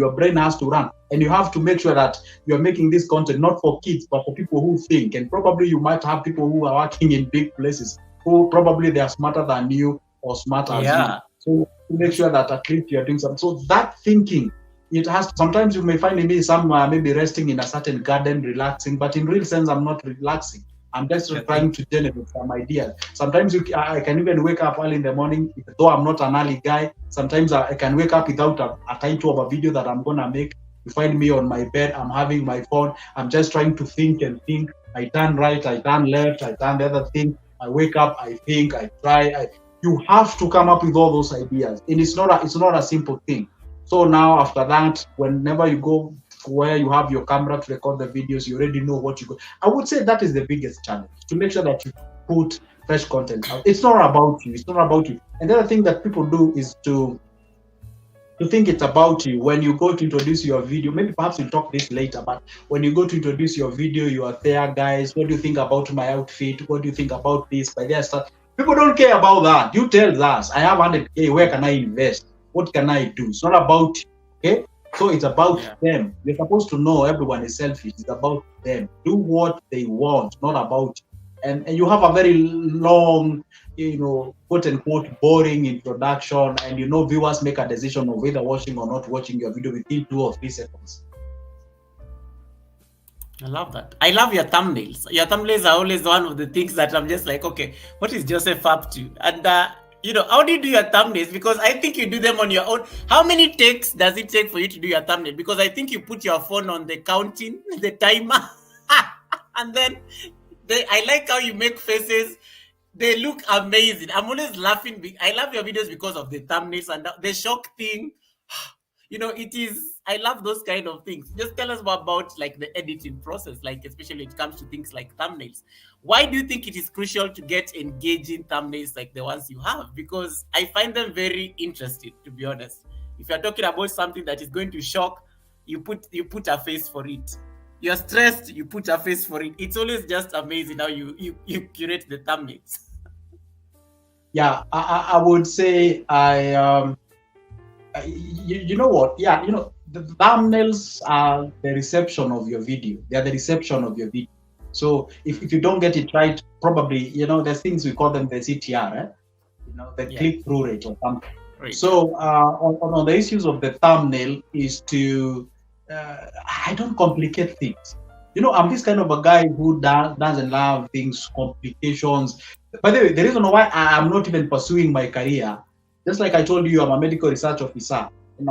I'm into this research. Like this COVID-19 came, I know everything about those diseases, the virology, the microbiome. I know all those kind of things. And I remember we could spend times into those laboratories with those micropipette measuring, I don't know, 1.00 micromillimeter of, those microscopic things. I really hate them. I don't like dealing with those small things. I feel like my head is bursting out. And also you would see people are trying to take like a whole day designing a thumbnail, like you have to, I don't know what. No, I just make a video and then I turn my camera to the whatever thing. Then I'm like, the other one. Then I choose the one I want. I'm done. I post there. I go. Simple. I don't complicate the things, and I realized that is working for me rather than transforming into a whole of a different chunk of a thing. Again, I'm also an economist in the sense that I would love to bring down my cost of production, because you can bring your cost of production of a video to a bit expensive. Let's say, for example, I make my videos on a suits. Sometimes you have to choose what you do, because there was a guy who approached me. And he told me he would love to make content about fashion, the men dressings and what have you. And I asked the guy, so be showing how men to dress and what have you. Okay, fine. Okay. You're choosing a very expensive niche. He didn't even know that, because how many suits do you have? How many trousers do you have? When you post all your clothing, what will you do? Where will you put the clothing to go? I love that. So you have to pick a niche. that you know you have an ending content. So for me, I knew one thing. I'm gonna be on polos, I'm gonna be on shirts like this, sometimes on my cowboy hat. I'm done. If I show you I'm on a guy on every time on suits, my goodness, where will I get like 92 suits? That means very expensive. And then when I show you that I have to, I just be me. Just put Wait, just Joseph, you said something very deep there. Nikitaka kwenda, let me speak in Swahili briefly. I will translate for my international people. Nikitaka kuingia kwa fashion content, lazima nikwe na, I must make sure I have enough clothes for this content. Like, I didn't even realize until you said it that if you want to get into the men's fashion business, it's going to be an expensive niche. Yeah, it's an expensive niche. Very well. And I also where I live, I have a neighbor here, a very young guy who got into the content creation of cooking. My friend, how much do you have to cooking different meals each and every day? Wait, tell them. The guy is just a graduate. You have nothing. You have no money. You have nothing, and then you are showing people how to cook. What if they tell you how to prepare a crab? You're even far from the sea. You cannot even access a crab. You don't even have a shrimp. You don't even have something like those. There are things you don't have. How will you even tell them? You're picking a very expensive niche. You make videos maybe continuously. In a month, you are exhausted. You have the burnout. You don't have the ideas. You don't know what you can be able to do. You have to pick something that you know. This is not expected, and that's why I decided to be in my house somewhere at the corner making my videos. I don't need to travel. I don't need to go anywhere. I just need to turn my camera, record the video, and upload. I relax. Probably the cost of production is close to zero, maybe time. That's what it costs me. That's what you're supposed to know. Okay. People on the chat are laughing because they're like, "Wait, Joseph anache kutusumbua." But yes, here's a point. Somebody asked you to make seafood. Unaenda kutafutana na crab and lobster wapi? Where would you even get the lobster? Where someone has told you on the comment section, please show us how to prepare a crocodile. For God's sake, where would you get the crocodile? Helen Akoya, you on the live stream. What you're cooking content, crocodile meat. And that's a very important point because you bring in the aspect of work with what you have. Work with what you have. Yeah. And yes. And make it as practical as possible because it doesn't need to be very. I mean, Joseph, what do you use to shoot your videos? Like, do you have like what do you use to shoot your videos? If I was to just ask about the camera, if I was to ask about the gadgets. I use my phone to shoot my videos. I don't use a camera. See, and that's a very important point because some people here may be sitting on the live stream and they think they need to go and get a top of the edge device. It's the DJI Pocket 4. It's the GoPro. It's the state of the art 1080 video camcorder. And it's very important for us to state these things that you don't need to get all expensive. You start with what you have because you didn't need to get did you even need to did you upgrade after even you got 100,000 subscribers? Did you? I still shoot my videos with my phone, and it's not an expensive phone as you may think. That's what I shoot my content with. Let me just ask for the iPhone people. Is it an Android or an iPhone? It's an Android. Thank you. iPhone people, did you hear? He said he shoots, all his videos are shot from an Android. I said what I said. It's important because iPhone people always attack me on this live stream. It's an Android, guys. An Android. It's an Android. That's what he said. If there's any question on the chat, please feel free to ask. I'm almost done with my questions. So if you want to ask it, guys, it's not easy to get Joseph. He's a very busy person.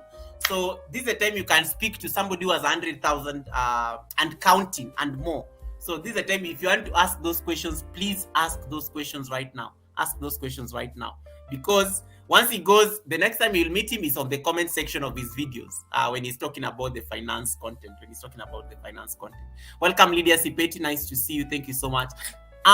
Joseph, I'm getting into the second last aspect on theme of my questions, which will be the monetization and the business aspect of your channel. Last year, when you were seated with me on the panel, you didn't have an answer for me when it comes to like the aspect of monetization. You said, give me time, I'm going to study this. What has been the monetization experience for you, especially not just even before 100K, but in terms of just like your viewership, because that is also important. People work so hard to get monetized, and then when they get monetized, some of us, like, we realize that the revenue is not all that, and then we start slacking. But you keep going. I don't know that what I know what motivates you is that you enjoy doing what you're doing. But let us look at the money aspect, because you're a finance guru. Does YouTube make sense financially from where you sit? Yes. Or it depends? And tell us why. Yes.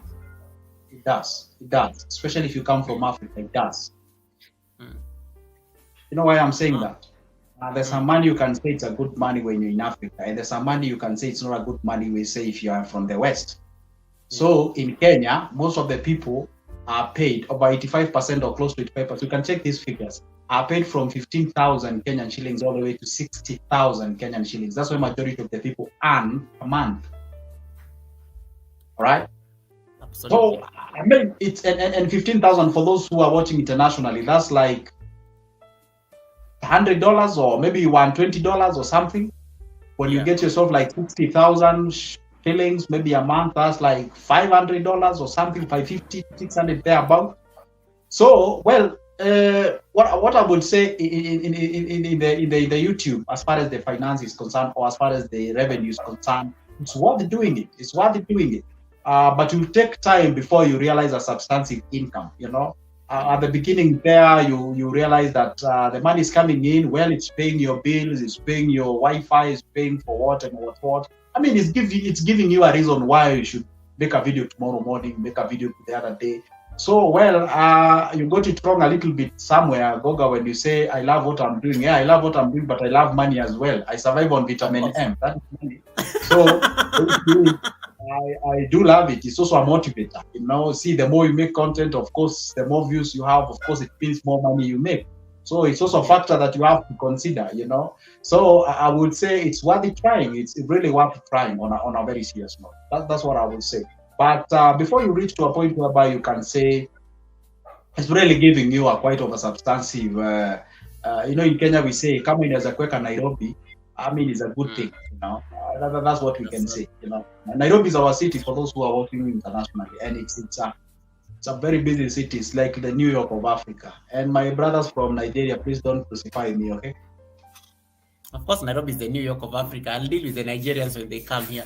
The next thing then I would ask you then is, what about the TikTok? Because you also talked about TikTok, and I think 500,000 followership on TikTok. That's also some revenue there. And how is that experience on the other side? TikTok doesn't pay. There's nothing you get from TikTok. I think only 5 countries on Earth are paid by TikTok. That is US, UK, if I'm not wrong, I don't know, Canada and what have you. I don't know, few countries are get paid by the TikTok. They are the ones that have the creator fund. In Africa, we don't have the creator fund.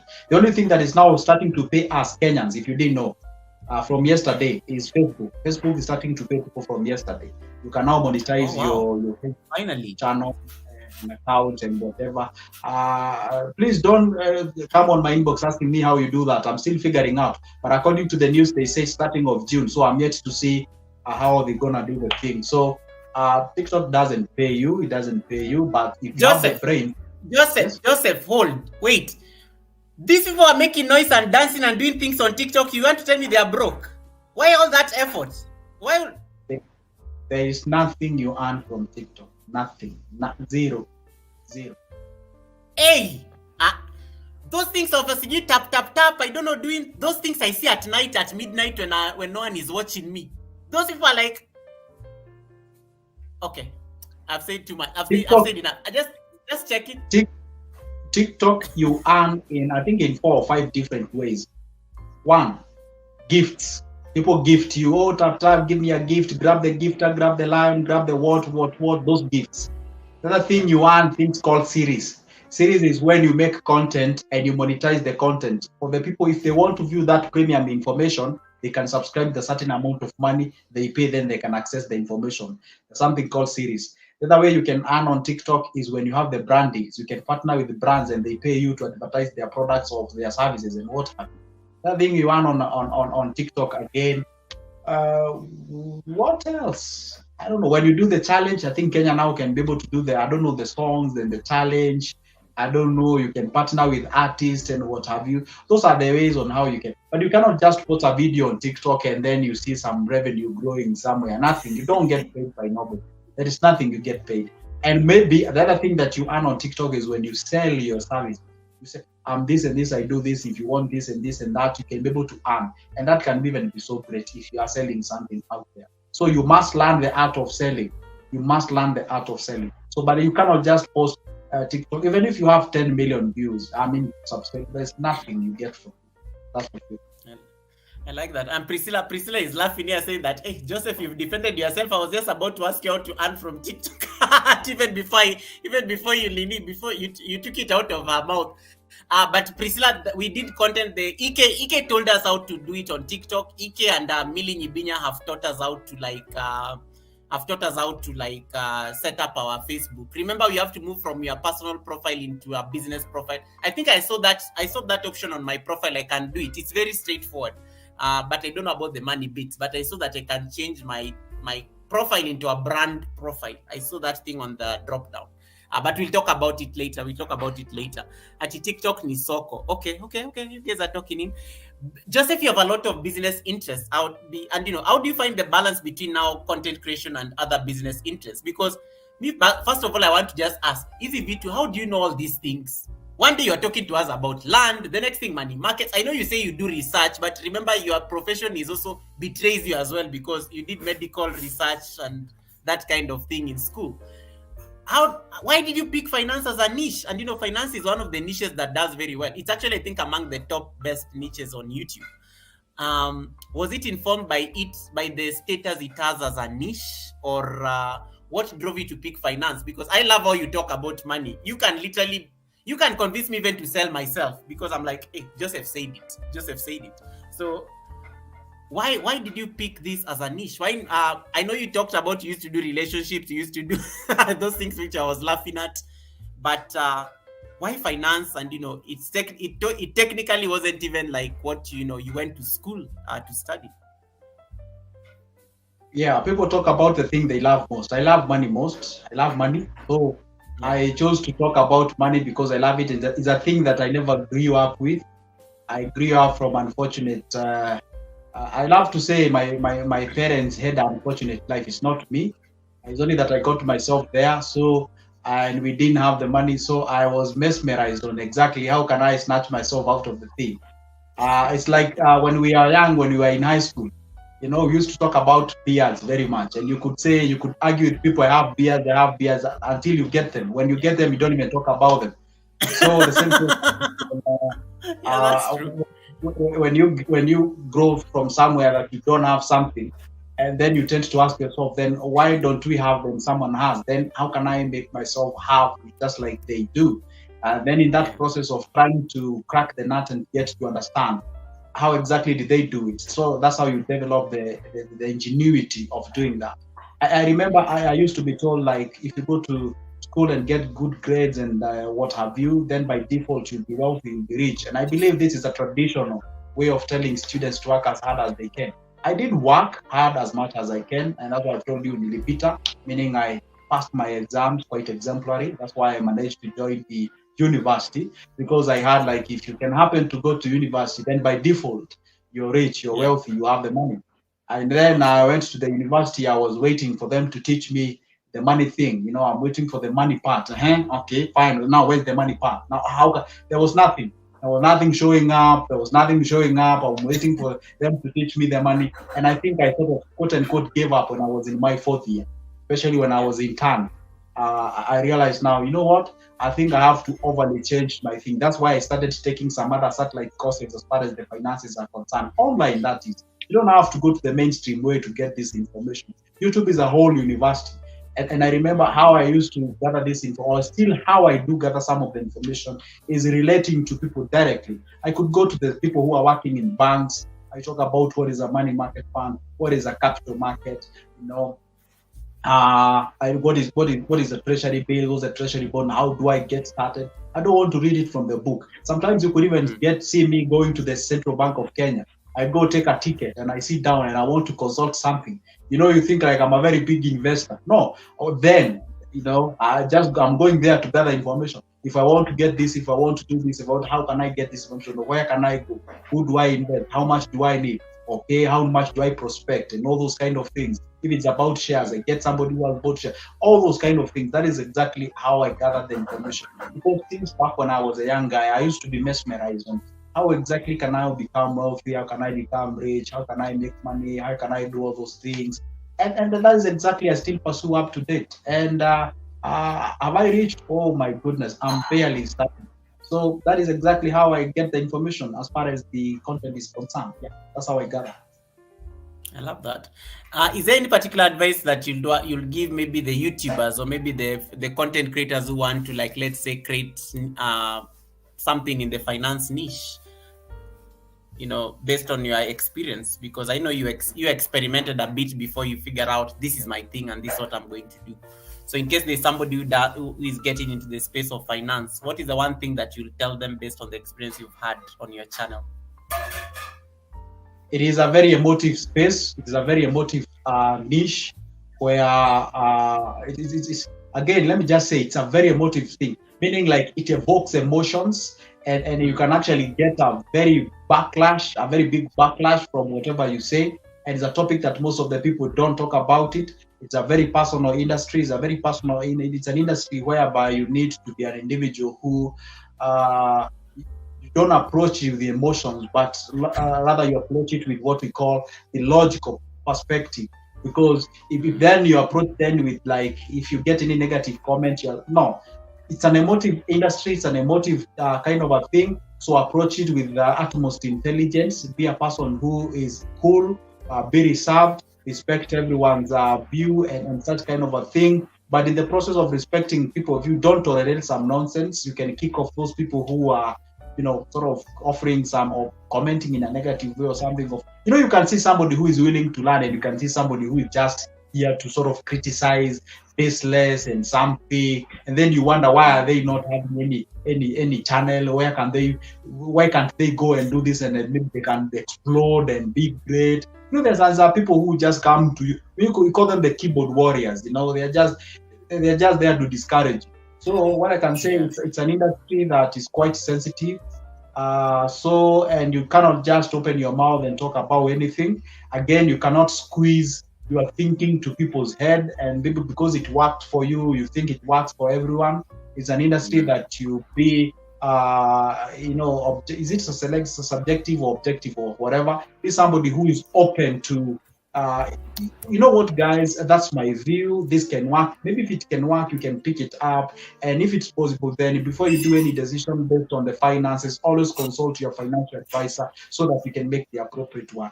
Always leave the information in an open-ended way. Don't be like, don't do this and don't do this. You fail. Thank you. See you in the next one. You cannot do that. It is this way because if you do this, I have an example of someone who did this, and if you can end up to this kind of things. For God's sake, when you talk about finance, your audience by default are adults. They are not the young ones. They are adults, meaning there are people who are earning. Therefore, it means if they are adults, they have a view. It's unfortunate that we have the adults who grew up and they are not smart, but the point remains that they are adults. So it is good when you give them a suggestion, don't squeeze something into them and trying to tell them, now pick this one, this is what works. And this is why I tell people at all the time, there's some part. And if you did listen to me keenly when you asked the question, how did I manage to get those subscribers? I told you I will explain the part that I understand. There is a part that I don't understand. And I said at the beginning of this conversation, success is an intersection between 2 points. The luck and the hard work. Where they intercede, that's when we say, now you are lucky. You can see somebody who is very smart, but they are broke. You can see somebody who is very hardworking, but they are broke. But at that particular point, is you cannot pick a thing. Let's say, for example, I'm a writer, I write a book. I sold one book, I made $1 million out there, or I made a lot of money. I cannot come here and tell you guys write books and start selling. That may not work for you. And we have some people who That's true. advise people, and then they tell people, you know what, this is what works, do this, do this, do this. No, that doesn't work that way. And maybe that's the reason why I decided to make content for the African viewers, because I used to go to YouTube and learn things to do with content, or rather pineapple, and then I could see our beautiful and wonderful guys from the Western countries. They're talking about Roth IRA, 401k, IRS. Yeah. I don't even resonate with these things. We don't have them here. How the tax things works in US, that's not how they work here in Kenya. I don't know how you can use debt to get into the real estate in the US. You cannot translate that into Kenyan market. It does not work that way. I don't know. They don't tax the debt. Those things works there, don't work here. Makes sense. But there are some things that remain standard. There are fundamentals that they remain constant, irrespective of where you come from, and where you are. They remain constant. You have to live below your means. There are things called them the delayed gratification. You don't have to prove a point to people, irrespective of where you come from. Those are standard things. Those one you can say, this one there's nothing we can negotiate about it, but that's the reality, and it has to be that. Absolutely. The next thing I would just want to know from you is in terms of where you sit now. You're kind of an authority. You've learned so many things. I mean, if I was to check your channel, in the history of your channel, you've uploaded over 870 videos. There's something you learn through that particular process. Is there any particular advice you would have for us, especially small YouTubers who are still growing and who aspire to get to 100K, on the mistakes that we need to avoid in terms of our content creation? One of the things I like about your videos, and I've told you this before, it's your call to action. You always remember, you do what you call educating. You don't assume that people know. You actually educate people and tell us, guys, are you seeing this button, like just down here? I love that thing anytime you say it, because even if I had not liked the video, I will okay, but you just said you subscribe. There's a button down here. So even to an ignorant person who doesn't know what a subscribing means, they already do it because you've just done a quick education there, and they can see, oh yeah, I can see that thing is talking about it's down here. What are some other mistakes that you think, based on from where you are sitting now, that we need to avoid, especially on the road to, to this particular growth, based on your experience? Good question. I would say when you're making content and when you, what do we call it? There are two ways on how you can call people to subscribe to your channel. You can call them in a very unique way, like maybe you throw a jab in between the videos. Perhaps when you're editing, you can just put it there, a bell icon and what have you. That's a way you can tell them. Sometimes you don't even have to tell them subscribe and something. Another way, you can actually, at the onset of your video, you can actually remind them to subscribe. And when you tell them to subscribe, tell them why subscribe. There are people, don't assume they know. Our brothers and sisters from the Western countries, they already know the importance of subscribing and the turning the notification bell on. They know. But then we have our brothers and sisters here, especially in the continent of Africa, and to be specific, Kenya. I cannot talk on behalf of Uganda. There are people whom you find, they don't understand what is to subscribe, what is the essence, what is the importance of doing that. But if you can just quickly use 5 seconds, tell them, you know what, guys, there is a small button down below there. I can't reach it by myself. It's black in color. You can hit it. And once you hit that black button, guess what happens? Imagine a whole YouTube will notify you when I upload a new video. That means that you'll never, ever miss any of my good videos. Let's get to business. You see, you've just told them, subscribe, and what's the importance? 1, 2, 3. That way. And why like? If you like a lot of people, this video gonna be suggested. We can become a lot of us here, and we can learn from each other. You just educate them and tell them, you know what, guys, it does not cost you nothing, only 1 second, and I believe you have it. Go ahead and click that thing. First of all, you assured them there is nothing like payment for them to subscribe. So when you tell them that way, and you don't tell them, guys, help me reach 100,000 subscribers. That is being selfish. It's not about you reaching the 100,000 subscribers. It is about them getting the next video. That's why they're subscribing. And in that process of them subscribing to get the next video, that's when you're approaching the 100,000 subscribers. But you tell them, guys, help me reach the 100,000 subscribers. I'm really trying the best. You know what, guys? Now you appear needy. One thing that you never do in this life is to appear needy, appear valuable. People tend to respect valuable people but needy people. And that is what exactly you're supposed to do. So when you tell them that, then they're going to do exactly that. And for God's sake, thou shalt never forget to remind them to subscribe. Even if you think this video is going to get 10 views, tell them, remind them each and every day. Tell them to subscribe. Tell them to subscribe. Never forget to tell them back, because you'll never know. That's why we say, show up every day. You'll never miss your lucky day. If I didn't tell people to subscribe on that video that I got over 340,000 subscribers, you can imagine, I could be crying somewhere, be like, oh my goodness, could have gathered close to 100 G's or subs from this video. You tell them, it takes 2 seconds or 3 or 10 or something, you tell them to subscribe. And then when you subscribe, indeed promise them that you're going to give them a fresh content, and not just a fresh content, but a great one, something that they can come back to watch it, and something of sort. That is exactly what I've learned all through when I'm making all those videos. And that's what I would say has actually brought me up to this particular point. Now, that is the part that I can explain as a human being. There is a part of it that I cannot explain. Just like I said at the beginning, I'm a believer of God. So I do believe each chunk of my work is actually due to the grace of God that has reached to that particular point. But you have to do one thing that I say. You have to control the controllables. There are things that you cannot control. They're out of your reach. Control the internal factors, the external ones that you don't have a control, they're going to get the control on itself. I'm going to pick a very simple case scenario of a farmer. A farmer, you have to prepare your land. You have to go there, till the land, prepare the land, and do all those kind of things. And then once you do that, how the rain it rains, you don't know. Well, don't tell me about the precipitations and what have you. How the plant grows and what have you. Don't tell me about the premium, I don't know, radical, what goes where. That is what we think that it does. Okay? So the point is, we don't know how it grows. We don't know how it rains. We don't know nothing. I know you might say photosynthesis and what have you. It's okay, no problem. But the point remains, there is your part, and there is a part of God, and there is a part of nature, however you call it. The fact remains, there is a part that you have to contribute. And the part to contribute on the content creation is to make content, show up each and every day, how it will go and wherever, when it will be suggested by the YouTube. That's not your role. You don't have a control over that. You leave it out there, it's gonna work. That is exactly how you do it. I love this, and we have an amazing blessing. Hey, TBT, thank you so much, TBT, coming through the blessing there. Let me give you like a blessing real quick. Let me just do that. Let me do that, TBT, for the blessing. Thank you so much. This is for you.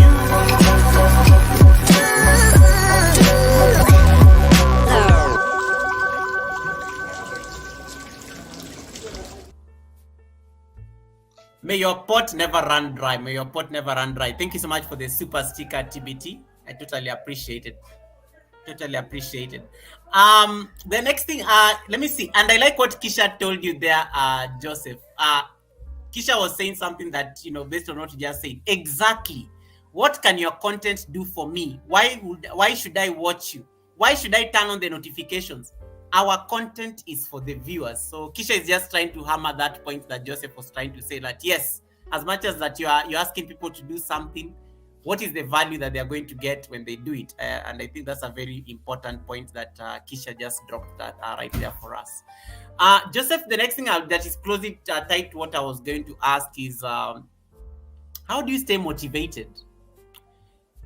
Because content creation is also a very lonely affair. It is those early mornings, the 8 to 10 that you've scheduled for your content creation.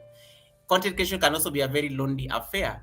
Content creation involves a lot of research, because you said you read a lot before you bring in the content. Before we see what you're talking to us, you've done your research, because you're also professionally a researcher. But what keeps you motivated? Because you say on a bad day, it's only tens of thousands of views. Tens of thousands of views, that's a bad day. But you still show up. What is that thing that keeps you motivated? What is that thing that makes you show up every day, as you just said, because you said show up every day? What makes you show up every day? Even when you don't want to feel, even when you don't want to, you still show up. It is because there was a time I had nothing to do. Now I have something to do. So I have the reason to show up each and every day. That's the reason. I remember there was a time I was making content when I have 2 subscribers, my sister and I. Mm. So I wasn't paid by YouTube. Nothing was happening, but I was still showing up. If I had the reasons to put more content during that time, remember it took me 1 year and 4 months to get my first 1,000 subscribers. Yeah. So if I was just doing my thing during that time, then why not now? Then why not now? That's the reason. And I'll go back to what I told you. If I was employed,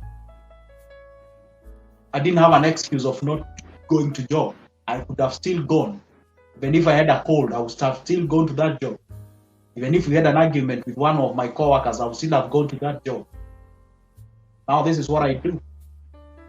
You know, I look at, when I wake up, sometimes I look at the environment, I'm like, okay, fine. All the guys have gone to work. You know, where I live, probably I'm the one who is left alone in the entire place. Yeah.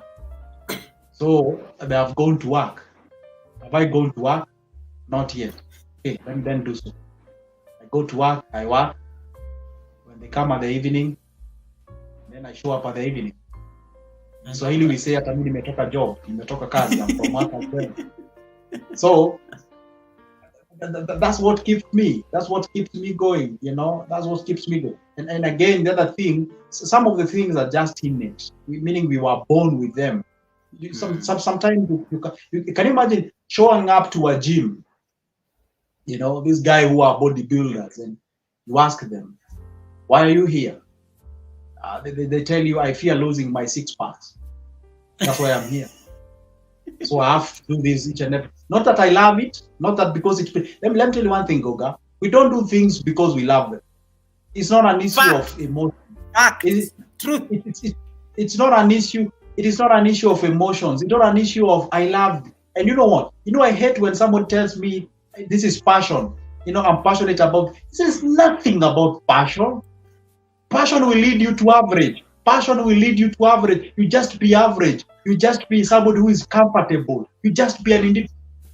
It's nothing. Forget about passion. And I love to ask people this question. Somebody can tell you, I want to start a cosmetic business or a beauty business because I'm passionate about it. You know, the one who will be buying that product. You're selling to different people. So it's not about passion. And the more you look for the passion, the more you become average, the more you become an individual who is at your comfort. Most of the people who are great in life, they don't do things that they love. They are uncomfortable doing those things, but they do them because they want to achieve something. That is exactly how we achieve greatness. I love to give this example. Somebody who sells stones and sands to construct, who is passionate about sands and stones on a very serious note. You just see stones and you are happy. You're so passionate about sand. You're so passionate about, you're not passionate, but it's selling. It's making you cash. That's what you do. And that's why I say you don't do things because you just do them. On a very serious note, sometimes I wake up, I feel like I just want to sleep and spend the time. That's what I feel. That's what I would love. But because there's something that I'm aiming, if I do that, then I won't achieve that. So it's not about passionate. Passion will always lead you to average life. That's what you should run away from. And if you want to believe that passion is a deceiver, I'm going to ask you a very simple question. I was very passionate when I was choosing that career. I saw that career and I was so happy about it. How many of you here, you are employed somewhere? You chose that career. You love that career. You wanted to be a nurse. How many of you hate their jobs? Where was the change? Where the change happened? You chose that career because you love to be a nurse, but now you hate the job. Why? Because you thought it's fun. You thought it's just me walking into, seeing the sick people and patients, fun, happy, I'm okay. Boss is understanding. My coworkers wish me the best. They love me, everything. And that's why we have, by the way, for your information, nowadays it's very easy to become great because most of the people are lazy. They don't want to do they don't want to strive. They're just there. They blame the government. They blame their parents. They blame their sisters, their brothers, they're everybody. They're nothing because they don't want to be accountable for their own life. So there's nothing about passionate. So when you do the things that you love, that leads you to average. That's when you push yourself to the next level. That is exactly what pushes me along. That is exactly what makes me be where I am right now and still where I'm moving forward. One thing you bring out in that point, and it's very crucial, is and Ek is watching from the bush. There's a time Ek cracked a joke, and I saw a lot of sense in it. He said you need to start treating your channel as a company or as a business, and because it gives it the seriousness it deserves. And when you talk about showing up, it's like your workplace. And I love how you say, this is me showing up at my job, this is me showing up to do what I can do, because that is what is going to yield the results. I think I love how you really brought that point in terms of not taking these channels as jokes, not taking the effort that you are putting in these platforms as jokes, but with the seriousness it deserves. Because if you're serious about something, then you will make it work, for sure, for sure. So I think that's the point I'm getting from there. Very interesting debate there around passion between on the chat, and it's just amazing. I'm going to ask my final question, guys. If you have any question, anything you want to ask Joseph before we wrap up this conversation, feel free to drop it on the chat. The next thing I was going to ask you is, like, what do you see as your future plans? What is the future of Good Joseph? Because Good Joseph is now on the road to 1 million subscribers, the gold button. Of course, that's of course the next logical step. But in terms of like curating the content, in terms of like the content direction that you're going to take, where do you see Good Joseph? In case we are to have a third interview next year time like this, what will you be talking about? I would say I will be better than I am today, because I'm better than I was last year when we met. A lot of changes has happened. It's true I didn't have a studio like this one. Probably we made a video of the talk from a makeshift place, whatever the place it was. Yeah. I would say at least I have a studio somewhere, for me, where I make my videos from. Looking forward to even maybe being an open video where people can even come and make their videos from, and maybe they can pay me something out of it. I can maybe teach them how to make those videos and what have you. Sometimes you can even see some different faces from my channel, and they're still talking about finances. When you bring different experts on board, you don't have to, this person can talk this day, you can also come the other day, and all those kind. I'm just seeing being different on a positive trajectory from today. I don't have to say this and that. For me, I do survive under the mercies of God, but at the same time, I know where I'm going. It's so clear. But if I can just close my eyes, I can see it. I dream about it every day. I try the best that I can to vibrate, to attract it, to bring forth, to bring it to reality. Because what I fear most is one day I'll die. I'm not gonna live in this world forever. One day I'll go. And I believe one thing. There's a difference between a work and a job. A job is what they train you to do, but a work is what you are created for, is your purpose in this world. So one day I would love, when I get out of this world, is that I leave something that, not only me can be glorified, but also God be like, that guy who lived in this time, he did this and that, and we can remember him for this and that. Those are the things I would say I would love to be remembered for. And also, I always dedicate my things to God and to that. I'm sorry for repeating that point, but for me, it means a lot.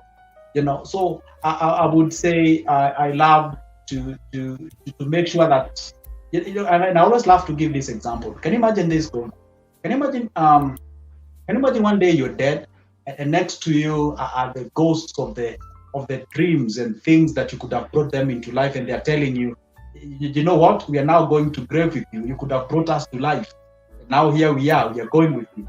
The great ideas and what have you. And that's why we say grave is the wealthiest place, because great ideas, that's where they are buried. People who could have brought forth great things. But you know what holds people? Fear. People fear to try things. People, they are afraid. What if it fails? What will people say? And you know what? The greatest success that you can ever have in life is when you conquer the perception that people actually think about you all the time. People have a lot of things they think about, not about you. They have a lot of things. Don't work with this like sort of a spotlight effect. You think like everyone is, looking at you. Is like, the moment you conquer that, you're gonna go out there, you're gonna burst out of that box, and you're gonna do the greatest thing out there. So if you ask me, where do I see myself, I would say different from where I am on a positive trajectory. I don't want to give the exact the specifications of this or that, but I'm always open to positive changes, and that's what I work for each and every time. I love that. And I think precisely said. And, when you talk about the dreams, like those dreams haunting you, like the graveyard of the things you could have done, the possibilities. I was discussing with the tribe the other day when I was taking a walk because I was at the Rift Valley. And I was talking to them about this mountaineer who died last week, Cheruiyot, while climbing Mount Everest. And it was the second time he was climbing that mountain. And when you think about his legacy, when the family was making the difficult decision to make sure that his remains stay there, because it's just not practical to bring his remains back home. And I was just saying that he probably died doing what he loved, and he was alive to it, because even when you listen to his interview, he was very alive to the possibility that he may not come back home. And it's a shame that we had to lose him, because that should have been a beautiful story to tell when he came back and we say, yeah, first African to climb Mount Everest without supplemental oxygen. But he did what he did what he was doing, and he died doing what he was enjoying. And I think you talk about the aspect of legacy, because when you say that, I look at your channel as you're looking at the impact that you make in the world while you're still alive. And sometimes you also have to think of ourselves as vessels of providing value, but also making an impact in people's lives. So I think you summed it up very nicely. Yeah, and I'm rooting for you. I like what I see on the channel. And guys, if I tell you about Good Joseph, I knew God Joseph like for a very long time. And the first time he came on this panel and we sat with him on the interview, I told you we used to be only me and him on his live stream. Only me and him on his live stream. So I stayed there because I'm like, no, I can't leave him alone, and everything, because I have to support him and everything. But look at where he sits now. He's in a place where he can educate us, and that's what you want, because he has learned through the process. He did what worked for him and he saw the opportunity of how to improve himself constantly, and that's why we're able to get all these gems of wisdom from him. So I have a few minutes. If you have questions, let's give him about 5 minutes before we release him. He's been with me here for 2.5 hours, by the way. 2.5 hours. If you have any comments that you want to drop to Joseph, do them now. I can bring them to his attention, and then he can respond to them. Kisha said something very nicely there for you. Yes, I think the aspect of you see your subscribers as human beings. And Kisha says that, yes, even me at 1,000, that's how I see these people. 100 individual people who have chosen to connect, watch, and comment and return for me. God is good. I think she just had a moment there. And then Kisha also says, Joseph, Queer Baby, Angeli, Alcimo, they all at 100,000 subscribers using their phones to record and distribute content. They're not using fancy gadgets, but they're tapping on the consistency and content that people want. Hey. The Gem Circle says, I agree, Joseph. It's a very personal industry. Speaking about finance as a niche, most aspects are relative to different factors affecting people in different ways. And then Natecho is jumping on that train of no begging for subscribers. You can't be needy. You need to offer value. You can't be needy. You need to offer value. Hey, I love this. You guys have been concentrating. You guys have been concentrating here. You're being asked a very funny question, Joseph. This is your opinion on food. Joseph, what is your opinion of okra? This is so random. This is so random. Yeah. But let's hear your question, your answer. Wow, that's a funny question, actually. Having been to the medical field. Yes. Because Ifeanyi was actually asking earlier. Ifeanyi is watching you from Germany, but he's from Nigeria, and he was saying that, did Joseph say that he normally eats goat head, or did I hear? Is he from which part of Africa is he from? Because I think he was shocked when you mentioned that you eat the head of a goat. And then now David comes with this question about okra. So be very careful on how you address these two issues on what you eat. Well, let me start with the goat of the head of the goat. Yeah, I love the head of the goat a lot. So there are some tunes I usually go in town somewhere and grab that head, and I really eat it a lot. I love that thing, the entirety of it, except the bones, Yeah. and obviously the eyes. So those are the only two things that I don't eat. About the okra thing, it's quite of a trendy topic. I don't know much about the thing and its workability. Uh, well, I cannot say anything. I mean, it's I don't know. I don't even have any comment on the same thing. I've never experienced the thing. I've never eaten that thing. I've never been with an individual who had eaten that thing, so I cannot compare and contrast the before and after because I know where you guys you're driving it at from. So I don't know. It is not really a thing. I think I'm so much enclosed in the world of finance to the other areas. I don't know much exactly what happens there, but I believe it must be a good thing anyway. After all, if it's edible, then it has its own capacity of its own nutrition value. So Joseph, I don't Joseph, know. just Joseph, just let it go. That was a very diplomatic answer, and I've won. David, I've won. I've won. Whatever Joseph says, I won. I won that. He has never eaten okra. He has no opinion on it. He's probably going to explore and test, and then he will come and give us an answer. That's a good one. Absolutely. I've won that bet. I've won that bet, David. Let it go. We normally have a feud between me and him on okra, so that's why. So you always have to ask my guest that okra question every single time. So you answered very nicely. I'm not even annoyed. But the people when they come here, you should ask Mbuvi Farm. The way Mbuvi Farm answered that okra question the other day, she was on my panel. It was very smart. Like she was like, "I'm not getting into trouble with Goga. I'm not getting into trouble with the Jamaicans." She just left it very hanging. It was hanging in a very nice way. Queen Liz is asking you how long you've been on YouTube. Actually, that's a good question. 2.6 years. 2.6 years going to 3 years. I think that has been answered. And then Priscilla is like saying the laughter, leave me alone, Priscilla, leave me alone. I was trying to hold my laughter when Joseph was speaking because of his opinion on okra.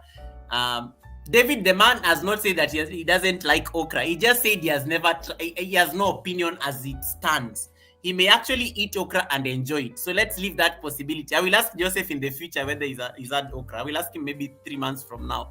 He's probably going to exploit now. Probably going to exploit now. Don't worry, Joseph. This is my community. They get crazy, and of course, you know them because you're always in the bush, so you definitely know how it goes. Thank you so much, Joseph. This was fun. I'm so happy that we managed to do this, and the best I can just do is thank you so much for also just being very humble. You've always stayed true to the content and the creativity, and I think that is what draws people even to your content because you have the humility to. You're not like there's always like that ivory tower mentality, like somebody is up there and explaining some very difficult concept to us small people.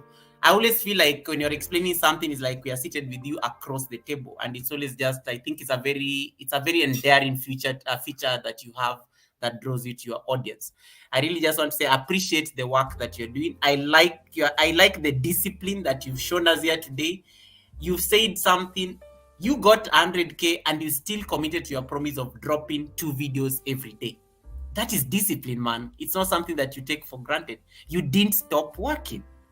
Some of us here, we got monetized and we thought that having that dollar sign is everything. Nowadays, we are like scratching our heads and saying, yo.